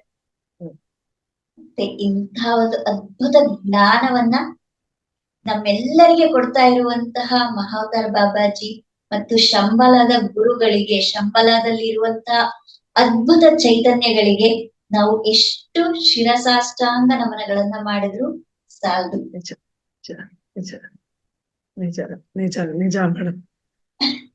ಇಂತಹ ಜ್ಞಾನ ರೂಢಿಸಿಕೊಳ್ಳುವಂತ ಪ್ರಯತ್ನವನ್ನಂತೂ ನಾವು ಮಾಡ್ಬಹುದಲ್ವಾ? ಖಂಡಿತ ಖಂಡಿತ ಖಂಡಿತ ಮೇಡಮ್. ಯಾಕೆಂದ್ರೆ ಇದು ನಾವೆಲ್ಲರೂ ಒಂಥರ ಮೂಕ ವಿಸ್ಮಿತರಾಗಿದ್ವಿ. ಯಾಕೆಂದ್ರೆ ಇಂಥ ಅದ್ಭುತವಾದ ಈ ಒಂದು ಮಹಾಕಾರಣ ಶರೀರ ಇರ್ಬೋದು, ಕಾರಣ ಶರೀರ ಇರ್ಬೋದು, ಪ್ರತಿಯೊಂದ್ರ ಬಗ್ಗೆ ನೀವು ತುಂಬಾ ಚೆನ್ನಾಗಿ ಹೇಳಿದ್ರಿ. ಅದರಲ್ಲಿ ನಂಗೆ ತುಂಬಾ ಮನ ಮುಟ್ಟಿತ್ತು ಅಂತ ಹೇಳಿದ್ರೆ, ನಮ್ಮ ಆತ್ಮಾವಲೋಕವನ್ನ ಮಾಡ್ಕೊಳ್ಳೋದ್ರ ಜೊತೆಗೆ ಅನುಭೂತಿಯನ್ನ ಪಡ್ಕೊಳ್ಳೋದು ಹೇಗೆ ಅನ್ನೋದು, ಅನುಭೂತಿಯಲ್ಲಿ ಆತ್ಮಾನುಭೂತಿಯನ್ನ ಪಡ್ಕೊಂಡಾಗ ನಮ್ಮನ್ನ ನಾವು ಸಂಪೂರ್ಣವಾಗಿ ತೊಡಗಿಸ್ಕೊತೀವಿ ಅಂತ ಹೇಳಿದ್ರಲ್ಲ, ಅದು ಬಹಳ ನನಗೆ ಮನಸ್ಸಿಗೆ ಮುಟ್ಟುವಂತ ಮಾತು ಆಯ್ತು. ಅದಲ್ಲದೆ ನೀವು ಭೌತಿಕ ಶರೀರ ಇರ್ಬೋದು, ಪ್ರಾಣಮಯ ಎಲ್ಲವನ್ನು ನೀವು ಸೂಕ್ಷ್ಮವಾಗಿ ಹೇಳ್ತಾ ಹೋದ್ರಿ. ಹೇಳ್ತಾ ಇದ್ರೆ ಸಾಕಷ್ಟು ಆಗತ್ತೆ, ನನ್ನಿಂದನೇ ತುಂಬಾ ತಡವಾಗತ್ತೆ ಅನ್ನೋ ಒಂದು ಭಾವನೆ ನನಗೆ. ತುಂಬ ಹೃದಯದ ಧನ್ಯವಾದ ಮೇಡಮ್ ನಿಮಗೆ. ಬಹಳ ಚೆನ್ನಾಗಿ ಹೇಳಿದ್ರಿ. ಮತ್ತೊಮ್ಮೆ ಮಗದೊಮ್ಮೆ ಹೀಗೆ ಬರ್ತಾ ಇರಿ. ನಮ್ಮೆಲ್ರಿಗೂ ಸಾಕಷ್ಟು ಜ್ಞಾನವನ್ನ ನೀವು ಹಂಚ್ತಾ ಇರಬೇಕು ಅಂತ ಕೇಳ್ಕೊಳ್ತಾ, ನಮ್ಮ ಆತ್ಮ ಬಂಧುಗಳಿಗೆ ನಾನು ಹೇಳ್ತಾ ಇದ್ದೀನಿ, ದಯವಿಟ್ಟು ನಿಮಗೆ ಯಾವುದೇ ರೀತಿಯ ಒಂದು ಪ್ರಶ್ನೆಗಳಿದ್ದಲ್ಲಿ ಅಥವಾ ನೀವು ಇಷ್ಟೊತ್ತು ಕೇಳಿದಂತ ಜ್ಞಾನವನ್ನು ಪಡ್ಕೊಂಡ ನಿಟ್ಟಿನಲ್ಲಿ ನಿಮಗೇನಾದ್ರೂ ಅಭಿಪ್ರಾಯಗಳಿದ್ರೆ ದಯವಿಟ್ಟು ಹಂಚ್ಕೊಳ್ಳಿ ಅಂತ ಕೇಳ್ತೇನೆ. ನನ್ನದಂತೂ ಸಾಕಷ್ಟಿವೆ. ಒಂದಷ್ಟು ಜನ ಹಂಚ್ಕೊಂಡ್ಮೇಲೆ ನಾನು ಒಂದಷ್ಟು ಪ್ರಶ್ನೆಗಳು ಅಂತ ಹೇಳ್ಬೋದು, ಅಥವಾ ನನ್ನ ಒಂದು ಆತಂಕಗಳು ಇರ್ಬೋದು, ಅಥವಾ ನಿಮ್ಮಿಂದ ಸಲಹೆಗಳಿರ್ಬೋದು, ನಾನು ಕೇಳಬೇಕು ಅಂತ ಅನ್ಕೊಂಡಿದ್ದೀನಿ. ಆತ್ಮ ಬಂಧುಗಳೇ, ದಯವಿಟ್ಟು ಎಲ್ಲರೂ ವಿಡಿಯೋಗಳನ್ನ ಆನ್ ಮಾಡ್ಕೊಳ್ಳಿ. ಯಾಕೆಂದ್ರೆ ಮುಖಾಮುಖಿ ನಾವು ಭೇಟಿಯಾದಾಗ ಸಾಕಷ್ಟು ವಿಚಾರಗಳು ನಮ್ಮಿಂದ ಹೊರಹೊಮ್ಮತ್ತೆ, ತಿಳ್ಕೊಳ್ಳುವಂಥ ಅವಕಾಶ ನಮಗೂ ಆಗತ್ತೆ ಅಂತ ಕೇಳ್ತೀನಿ. ಎಲ್ಲರೂ ವಿಡಿಯೋಗಳನ್ನ ಆನ್ ಮಾಡ್ಕೊಳ್ತಾ ಪ್ರಶ್ನೆಗಳನ್ನ ಕೇಳೋವಂಥರಾಗೋಣ. ದಯವಿಟ್ಟು ಮಾತಾಡಿ, ನಿಮ್ಮ ಹ್ಯಾಂಡ್ ರೈಸ್ ಮಾಡಿ ಅಥವಾ ನೀವು ಅನ್ಮ್ಯೂಟ್ ಮಾಡಿಕೊಂಡು ಮಾತಾಡ್ಬೋದು. ಎಲ್ಲರೂ ಮಾತಾಡಿ ಅಂತ ಕೇಳ್ಕೊಳ್ತೀನಿ. ಯಾಕೆಂದ್ರೆ ನಾವೆಲ್ಲರೂ ಅದ್ಭುತವಾದ ಜ್ಞಾನವನ್ನ ಒಂದಷ್ಟು ಮಟ್ಟಿಗೆ ನಾವು ತಲೆಗೆ ಹಾಕೊಂಡಿದೀವಿ. ಈಗ ಅದನ್ನ ನಾವು ಏನಾದ್ರು ಹೆಚ್ಚಿಸ್ಕೊಳ್ಬೇಕು ಅಂದಾಗ ಒಂದಷ್ಟು ನಾವು ಅಭಿಪ್ರಾಯಗಳನ್ನ ವ್ಯಕ್ತಪಡಿಸೋದ್ರ ಮೂಲಕ ತಿಳ್ಕೊಳ್ಬಹುದು ಅನ್ನೋದು ನನ್ನ ಭಾವನೆ. ತುಂಬಾ ಏನಂತೀರ? ಚೆನ್ನಾಗಿ ಮಾತಾಡಿ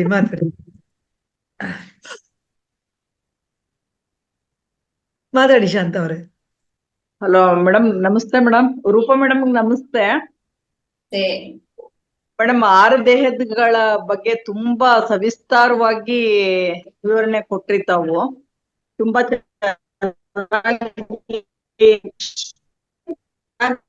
ಕೊಟ್ರಿ ಮೇಡಮ್. ಇದು ನೀವ್ ಹೇಳಿದ್ರಲ್ಲ, ಚಕ್ರಗಳು ಕೆಲವೊಂದ್ಸರಿ ಸ್ಥಾನ ಪಲ್ಲಟ ಆಗುತ್ತೆ ಅಂತ, ಅದ್ ಯಾವಾಗ ಮತ್ತೆ ಯಾಕಾಗುತ್ತೆ ಮೇಡಮ್? ಅದು ನಾವು ಜನ್ಮ ಪ್ರಕ್ರಿಯೆಗಳಲ್ಲಿ ನಡ್ಕೊಂಡ್ ಬರ್ತಾ ಇರ್ತೀವಲ್ಲ, ಒಂದಲ್ಲ ಎರಡಲ್ಲ, ನಾವು ಜನ್ಮಗಳನ್ನ ತೆಗೆದುಕೊಂಡಿರುವಂತದ್ದು ಬಹಳಷ್ಟು ಜನ್ಮಗಳಲ್ಲಿ ಬಂದಿರ್ತೀವಲ್ವಾ, ಅಲ್ಲಿಯ ನಂಬಿಕೆಗಳು, ಭಾವನೆಗಳು, ಅಲ್ಲಿ ಅನುಭವಿಸುವಾಗ ಆ ಒಂದು ಪರಿಸ್ಥಿತಿಯನ್ನ ಅನುಭವಿಸುವಾಗ ಎಷ್ಟೋ ಭಾವನೆಗಳಿಗೆ ನಮ್ಗೆ ಗೊತ್ತಾಗ್ತದೆ. ಈಗ ಫಾರ್ ಎಕ್ಸಾಂಪಲ್, ನಾನು ಸಣ್ಣ ಒಂದು ಎಕ್ಸಾಂಪಲ್ ಕೊಡ್ಲಿಕ್ಕೆ ಇಷ್ಟಪಡೋದು ಅಂತಂದ್ರೆ, ನಾವು ಚಿಕ್ಕ ವಯಸ್ಸಿನಲ್ಲಿ ಬಹಳ ಭಯ ಇರುವಂತದ್ದಾಗ್ಲಿ, ಅದು ನಮ್ಗೆ ದೊಡ್ಡವರಾದ್ಮೇಲೂ ಕೂಡ ಆ ಭಯ ಅನ್ನುವಂಥದ್ದು ಬಹಳಷ್ಟು ಇರುತ್ತೆ. ಇನ್ನ ಯಾರು ಏನಾರ ಅಂತಾರೇನೋ ಅನ್ನುವಂತಹ ಒಂದು ಯೋಚನೆ ಇರಬಹುದು. ಇಂತ ಬಹಳಷ್ಟು ಯೋಚನೆಗಳು ನಮ್ಮ ಒಳಗಡೆ ಇರುತ್ತಲ್ವಾ. ಈ ಎಲ್ಲ ಯೋಚನೆಗಳು ಎಲ್ಲಿಂದ ಬರುತ್ತೆ ಅಂತಂದ್ರೆ ಅದಕ್ಕೆ ಮೂಲ ನಮ್ಮ ಜನ್ಮ ಪ್ರಕ್ರಿಯೆಗಳು. ಈ ಜನ್ಮ ಪ್ರಕ್ರಿಯೆಗಳಲ್ಲಿ ಬರ್ತಾ ಬರ್ತಾ ಬರ್ತಾ ಏನಾಗುತ್ತೆ, ನಮ್ಗೆ ತಿಳುವಳಿಕೆ ಇರಲ್ಲ, ಏನೋ ಒಂದು ನಂಬಿಕೆಗೆ ಸ್ಟಕ್ ಆನ್ ಆಗ್ಬಿಟ್ಟಿರ್ತೀವಿ. ನನಗ್ ಸಾವು ಅಂದ್ರೆ ಬಹಳ ಭಯ ಹಂಗಂತ ಅನ್ಕೊಳ್ತೀವಿ. ಯಾರಿಗೂ ಆಕ್ಸಿಡೆಂಟ್ ಆಗ್ತಾ ಇರೋದನ್ನ ನೋಡೋದಕ್ಕೆ ಭಯ ಅಂತ ಅನ್ಕೊಳ್ತೀವಿ. ಇಲ್ಲ ಯಾರನ್ನೋ ಯಾವ್ದೋ ಸ್ಥಿತಿಯಲ್ಲಿ ಇದ್ದಾಗ ನನ್ನ ಬಗ್ಗೆ ನನಗೆ ಒಂದು ನಂಬಿಕೆ ಇಲ್ಲ. ಇಂಥವೆಲ್ಲ ಬಹಳಷ್ಟು ಎಮೋಷನ್ಸ್ ಇರುತ್ತಲ್ವಾ. ಈ ಎಲ್ಲದರ ಕಾರಣ ಚಕ್ರಗಳು ಇಂಬ್ಯಾಲೆನ್ಸ್ ಆಗುತ್ತೆ.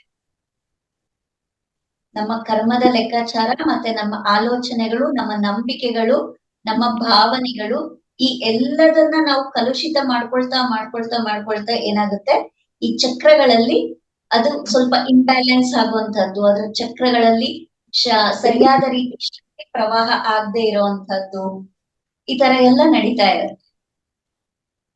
ಅದನ್ನ ನಾವು ಯಾವಾಗ ಧ್ಯಾನ ಮಾಡೋದಕ್ಕೆ ಸರಿಯಾದ ರೀತಿಯಲ್ಲಿ, ಹೆಚ್ಚು ಸಾಧನೆಯ ರೀತಿಯಲ್ಲಿ ಧ್ಯಾನ ಮಾಡೋದಕ್ಕೆ ಪ್ರಾರಂಭ ಮಾಡ್ತೀವೋ ಆಟೋಮೆಟಿಕ್ ಆಗಿ ಅದು ಸರಿ ಹೋಗ್ತಾ ಹೋಗುತ್ತೆ. Okay madam. ಮೇಡಮ್ ಅದ್ಭುತವಾಗಿತ್ತು ಮೇಡಮ್. ಥ್ಯಾಂಕ್ ಯು ಶಾಂತ ಅವರೇ, ನಿಮಗೆ ಇಷ್ಟನ ಹೇಳಿ ನೀವು ನಿಮ್ಮ ಅಭಿಪ್ರಾಯನ ವ್ಯಕ್ತಪಡಿಸಿದ್ದಕ್ಕೆ. ಮತ್ತೆ ಹೇಳಿ ಮೇಡಮ್. ಹಲೋ ಹೇಳಿ ಶಾಂತ. ಮೇಡಮ್, ಕುಂಡಲಿನಿ ಬಗ್ಗೆ ತುಂಬಾ ರೋಮಾಂಚನವಾಗಿ ಹೇಳಿದ್ರಿ. ಅದು ತಮ್ಮ ಅನುಭವಕ್ಕೆ ತಾವು ಪಡ್ಕೊಂಡಿದ್ದೀರ ಅಂತ ಹೇಳಿ ತಾವ ಸ್ಥಿತಿ ತಲುಪಿದೀರ ಅಂತ ಅನ್ಕೊಂಡಿದೀನಿ. ಮೇಡಮ್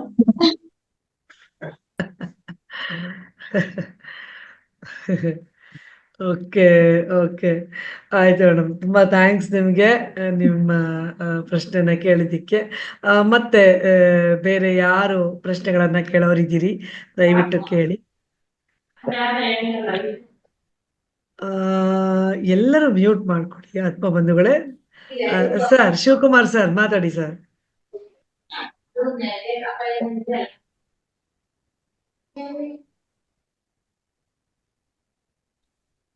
ನಂದೊಂದು ಪ್ರಶ್ನೆ ಇದೆ, ಖಂಡಿತ ಕೇಳಿ ಮೇಡಮ್. ನಮಸ್ತೆ ರೂಪಾ ವೆಂಕಟೇಶ್ ಮೇಡಮ್. ತುಂಬಾ ಮನಮುಟ್ಟುವಂತೆ ಚೆನ್ನಾಗಿ ತಿಳಿಸ್ಕೊಟ್ರಿ. ಜ್ಞಾನ ತುಂಬಾ ಚೆನ್ನಾಗಿತ್ತು. ಅರ್ಥಕೊಳ್ಳೋದಿಕ್ಕೆ ನಮ್ಗೆ ಇನ್ನೂ ಕಾಲಾವಕಾಶ ಬೇಕು, ಸಾಧನೆ ಮಾಡ್ಬೇಕು. ಆದ್ರೆ ನನ್ನ ಪ್ರಶ್ನೆ ಏನು ಅಂತಂದ್ರೆ, ನಮ್ಮ ಆತ್ಮ ಶೈಶವ ಆತ್ಮನ, ಯುವ ಆತ್ಮನ, ಪ್ರೌಢ ಆತ್ಮನ, ವೃದ್ಧ ಆತ್ಮನ ಹೇಗೆ ತಿಳ್ಕೊಳ್ಳೋದು?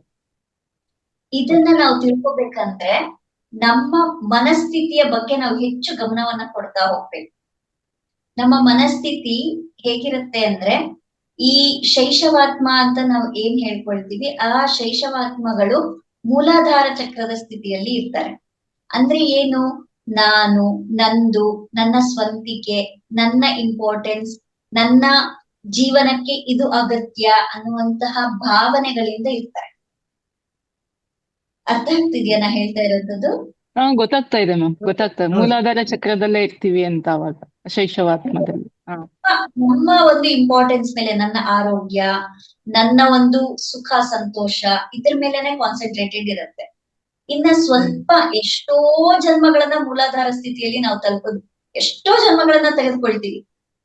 ಇದರ ನಂತರ ಏನಾಗತ್ತೆ, ಸ್ವಲ್ಪ ಬುದ್ಧಿ ಬರುತ್ತೆ.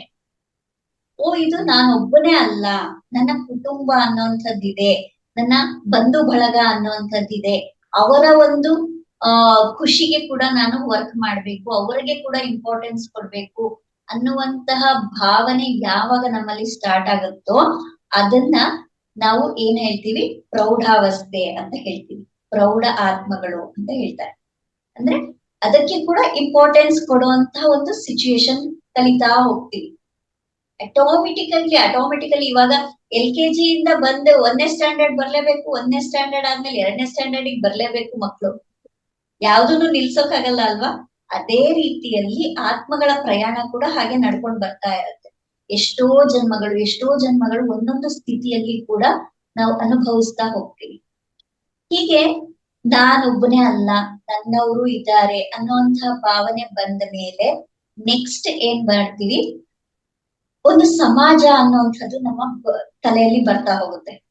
ನಾನೊಬ್ಬನೇ ಅಲ್ಲ, ನನ್ನ ಕುಟುಂಬ ಮಾತ್ರ ಅಲ್ಲ, ಇಲ್ಲಿ ಇಡೀ ಸಮಾಜ, ಇದು ಒಂದು ಕಮ್ಯುನಿಟಿ, ಇಲ್ಲಿ ಎಲ್ಲರೂ ಒಟ್ಟಿಗೆ ಬದುಕಬೇಕು, ಒಬ್ಬರಿಗೊಬ್ರು ಜೊತೆಗಾರರಾಗ್ಬೇಕು, ಈ ತರ ಎಲ್ಲ ಭಾವನೆಗಳು ಬರ್ತಾ ಹೋಗುತ್ತಲ್ಲ. ಇದು ಪ್ರೌಢಾವಸ್ಥೆಯಲ್ಲಿ ಬರ್ತಾ ಹೋಗುತ್ತೆ, ಪ್ರೌಢಾವಸ್ಥೆಯಲ್ಲಿ ಅವರನ್ನು ಸೇರಿಸ್ಕೊಳ್ತೀವಿ. ನೆಕ್ಸ್ಟ್ ಏನಾಗತ್ತೆ, ನಾವು ಯುವಾವಸ್ಥೆಗೆ ಬಂದಾಗ ಒಂದು ಸಮಾಜದ ಮೇಲೆ ನಮ್ಮ ಕಾನ್ಸಂಟ್ರೇಷನ್ ಹೋಗುತ್ತೆ, ಸಮಾಜದಲ್ಲಿ ನಡೆಯುವಂತಹ ಕ್ರಿಯೆಗಳಲ್ಲಿ ಪಾಲ್ಗೊಳ್ತಾ ಹೋಗ್ತೀವಿ ನಾವು. ಈ ತರ ಬೆಳವಣಿಗೆ ಅನ್ನುವಂಥದ್ದು ನಡೀತಾ ಹೋಗುತ್ತೆ. ನಂತರ ಅನಾಹತ ಸ್ಥಿತಿಗೆ ಬರ್ತೀವಿ. ಅನಾಹತ ಸ್ಥಿತಿಗೆ ಬಂದಾಗ ಏನಾಗುತ್ತೆ, ನಮ್ಮ ಒಳಗಡೆ ಪ್ರೇಮ ಅನ್ನುವಂಥದ್ದು ಜಾಗೃತಿ ಆಗ್ತಾ ಹೋಗುತ್ತೆ. ಈ ಪ್ರೇಮ ಅನ್ನುವಂಥದ್ದು ಯಾವ ಇದ್ರಲ್ಲಿದ್ರು ಪ್ರೀತಿ ಅನ್ನೋದು ಇದ್ದೇ ಇರುತ್ತೆ. ಆದ್ರೆ ಯಾವಾಗ ಅನಾಹತ ಚಕ್ರ ಸ್ಥಿತಿಗೆ ನಾವು ತಲುಪ್ತೀವೋ, ನಮ್ಮನ್ನ ನಾವು ಬೆಳವಣಿಗೆ ಮಾಡ್ಕೊಂಡಿರ್ತೀವೋ, ಆಗ ಅನ್ಕಂಡೀಷನಲ್ ಲವ್ ಅನ್ನೋಂಥದ್ದು ನಮಗೆ ಜಾಗೃತಿ ಆಗುತ್ತೆ. ಅಂದ್ರೆ ಅನಿರ್ಬಂಧಿತ ಪ್ರೀತಿ ಅಂತ ಹೇಳ್ಕೋಬಹುದು. ಕಂಡೀಷನ್ ಇಲ್ಲ, ಅವ್ರು ಯಾರು ಏನು ಇವ್ರು ನನ್ ಪ್ರೀತಿಸ್ಬೇಕಾ ಅನ್ನೋಂಥದ್ದಲ್ಲ. ಅನ್ಕಂಡೀಷನಲ್, ಎಲ್ಲರನ್ನ ಕೂಡ ನನ್ನವರು, ನನಗ್ ಬೇಕಾದವರು, ನಾನ್ ತುಂಬಾ ಇಷ್ಟಪಡ್ತೀನಿ ಅನ್ನುವಂತಹ ಭಾವನೆಗಳು ಪ್ರಾರಂಭ ಆಗ್ತಾ ಹೋಗುತ್ತೆ. ಇದು ನಾವು ಸಹಜವಾಗಿ ನೋಡ್ಕೊಳ್ತೀವಲ್ವಾ. ಯುವ ಅವಸ್ಥೆ ಆದ್ಮೇಲೆ ಎಲ್ಲಿಗೆ ಹೋಗ್ತೀವಿ ನಾವು, ನಮ್ಮ ಸಾಂಸಾರಿಕ ಜೀವನಕ್ಕೆ ನಾವು ಕಾಲಿಡ್ತಾ ಹೋಗ್ತೀವಲ್ವಾ.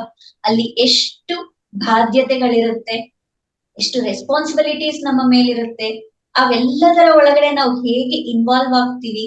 ಇಂತಹ ಒಂದು ಸ್ಥಿತಿಯಲ್ಲಿ ನಮ್ಮ ಆತ್ಮ ಕೂಡ ತನ್ನನ್ನ ತಾನು ತೊಡಗಿಸ್ಕೊಳ್ಳುತ್ತೆ. ಇನ್ನ ಮುಂದೆ ಹೋಗ್ತಾ ಹೋದ ಹಾಗೆ ಸಾಂಸಾರಿಕ ಜೀವನ ಅಂದ್ರೆ ಸುಮ್ಮನೆನಾ, ಎಷ್ಟು ಅನುಭವಗಳನ್ನ ಪಡಿತೀವಿ ನಾವು. ಹುಟ್ಟಿದಾಗಿನಿಂದ 20-22 ವರ್ಷದ ತನಕ ತುಂಬಾ ಆರಾಮಾಗಿರ್ತೀವಿ. ಆದ್ರೆ ಅದರ ನಂತರ ನಾವು ಒಂದು 50-60 ವಯಸ್ಸಿನವರೆಗೆ ಎಷ್ಟು ಸಾಂಸಾರಿಕ ಅನುಭವಗಳನ್ನ ಪಡ್ಕೊಳ್ತೀವಲ್ವಾ. ಅದೇ ರೀತಿಯಲ್ಲಿ ಯುವಾವಸ್ಥೆಯಿಂದ ನಾವು ವೃದ್ಧಾವಸ್ಥೆಗೆ ಬರುವಂತಹ ಒಂದು ಸಂದರ್ಭದ ಏನು ಜರ್ನಿ ಇದೆಯಲ್ಲ, ಇದು ತುಂಬಾ ಲಾಂಗ್ ಜರ್ನಿ, ಮತ್ತೆ ತುಂಬಾ ರೆಸ್ಪಾನ್ಸಿಬಿಲಿಟೀಸ್ ಕಲ್ಸುತ್ತೆ, ತುಂಬಾ ಪಾಠಗಳನ್ನ ಕಲ್ಸುತ್ತೆ, ತುಂಬಾ ಅನುಭವಗಳನ್ನ ಕೊಡುತ್ತೆ. ಹೀಗೆ ಎಲ್ಲವೂ ಕೂಡ ಸೇರ್ಕೊಂಡಿರುತ್ತೆ. ಲಾಸ್ಟ್ ಏನಾಗ್ತೀವಿ, ನಮಗ್ ವಯಸ್ಸಾಯ್ತು, ನನ್ ಜೀವನ ಪೂರ್ತಿ ಮುಗೀತಪ್ಪ, ಇನ್ನ ನಾನು ಆರಾಮಾಗಿರ್ಬೇಕು, ನನ್ನನ್ನ ನಾನ್ ತಿಳ್ಕೊಬೇಕು ಅಂತ ಹೋಗ್ತೀವಲ್ವಾ. ಅದೇ ರೀತಿಯಲ್ಲಿ ಪ್ರೌಢಾವಸ್ಥೆಯಲ್ಲಿ ಬಂದಿರುವಂತಹ ಆತ್ಮಗಳು ಈ ಎಲ್ಲ ಆತ್ಮದ ಪ್ರಯಾಣದ ಮುಕ್ತಾಯದ ಹಂತ ತಲುಪಿದೀವಿ. ನಾನು ಹೇಗಿರ್ಬೇಕು, ಕೇವಲ ಆತ್ಮವಾಗಿ ಉಳಿಯೋದಲ್ಲ, ನನ್ನ ಒಳಗಡೆ ದೈವತ್ವವನ್ನ ಜಾಗೃತಿ ಮಾಡಿಕೊಂಡು ಇಡೀ ವಿಶ್ವವನ್ನ ಪ್ರೇಮಿಸ್ತಾ ಆ ಒಂದು ಪ್ರೌಢಾವಸ್ಥೆಗೆ ಬರುತ್ತೆ.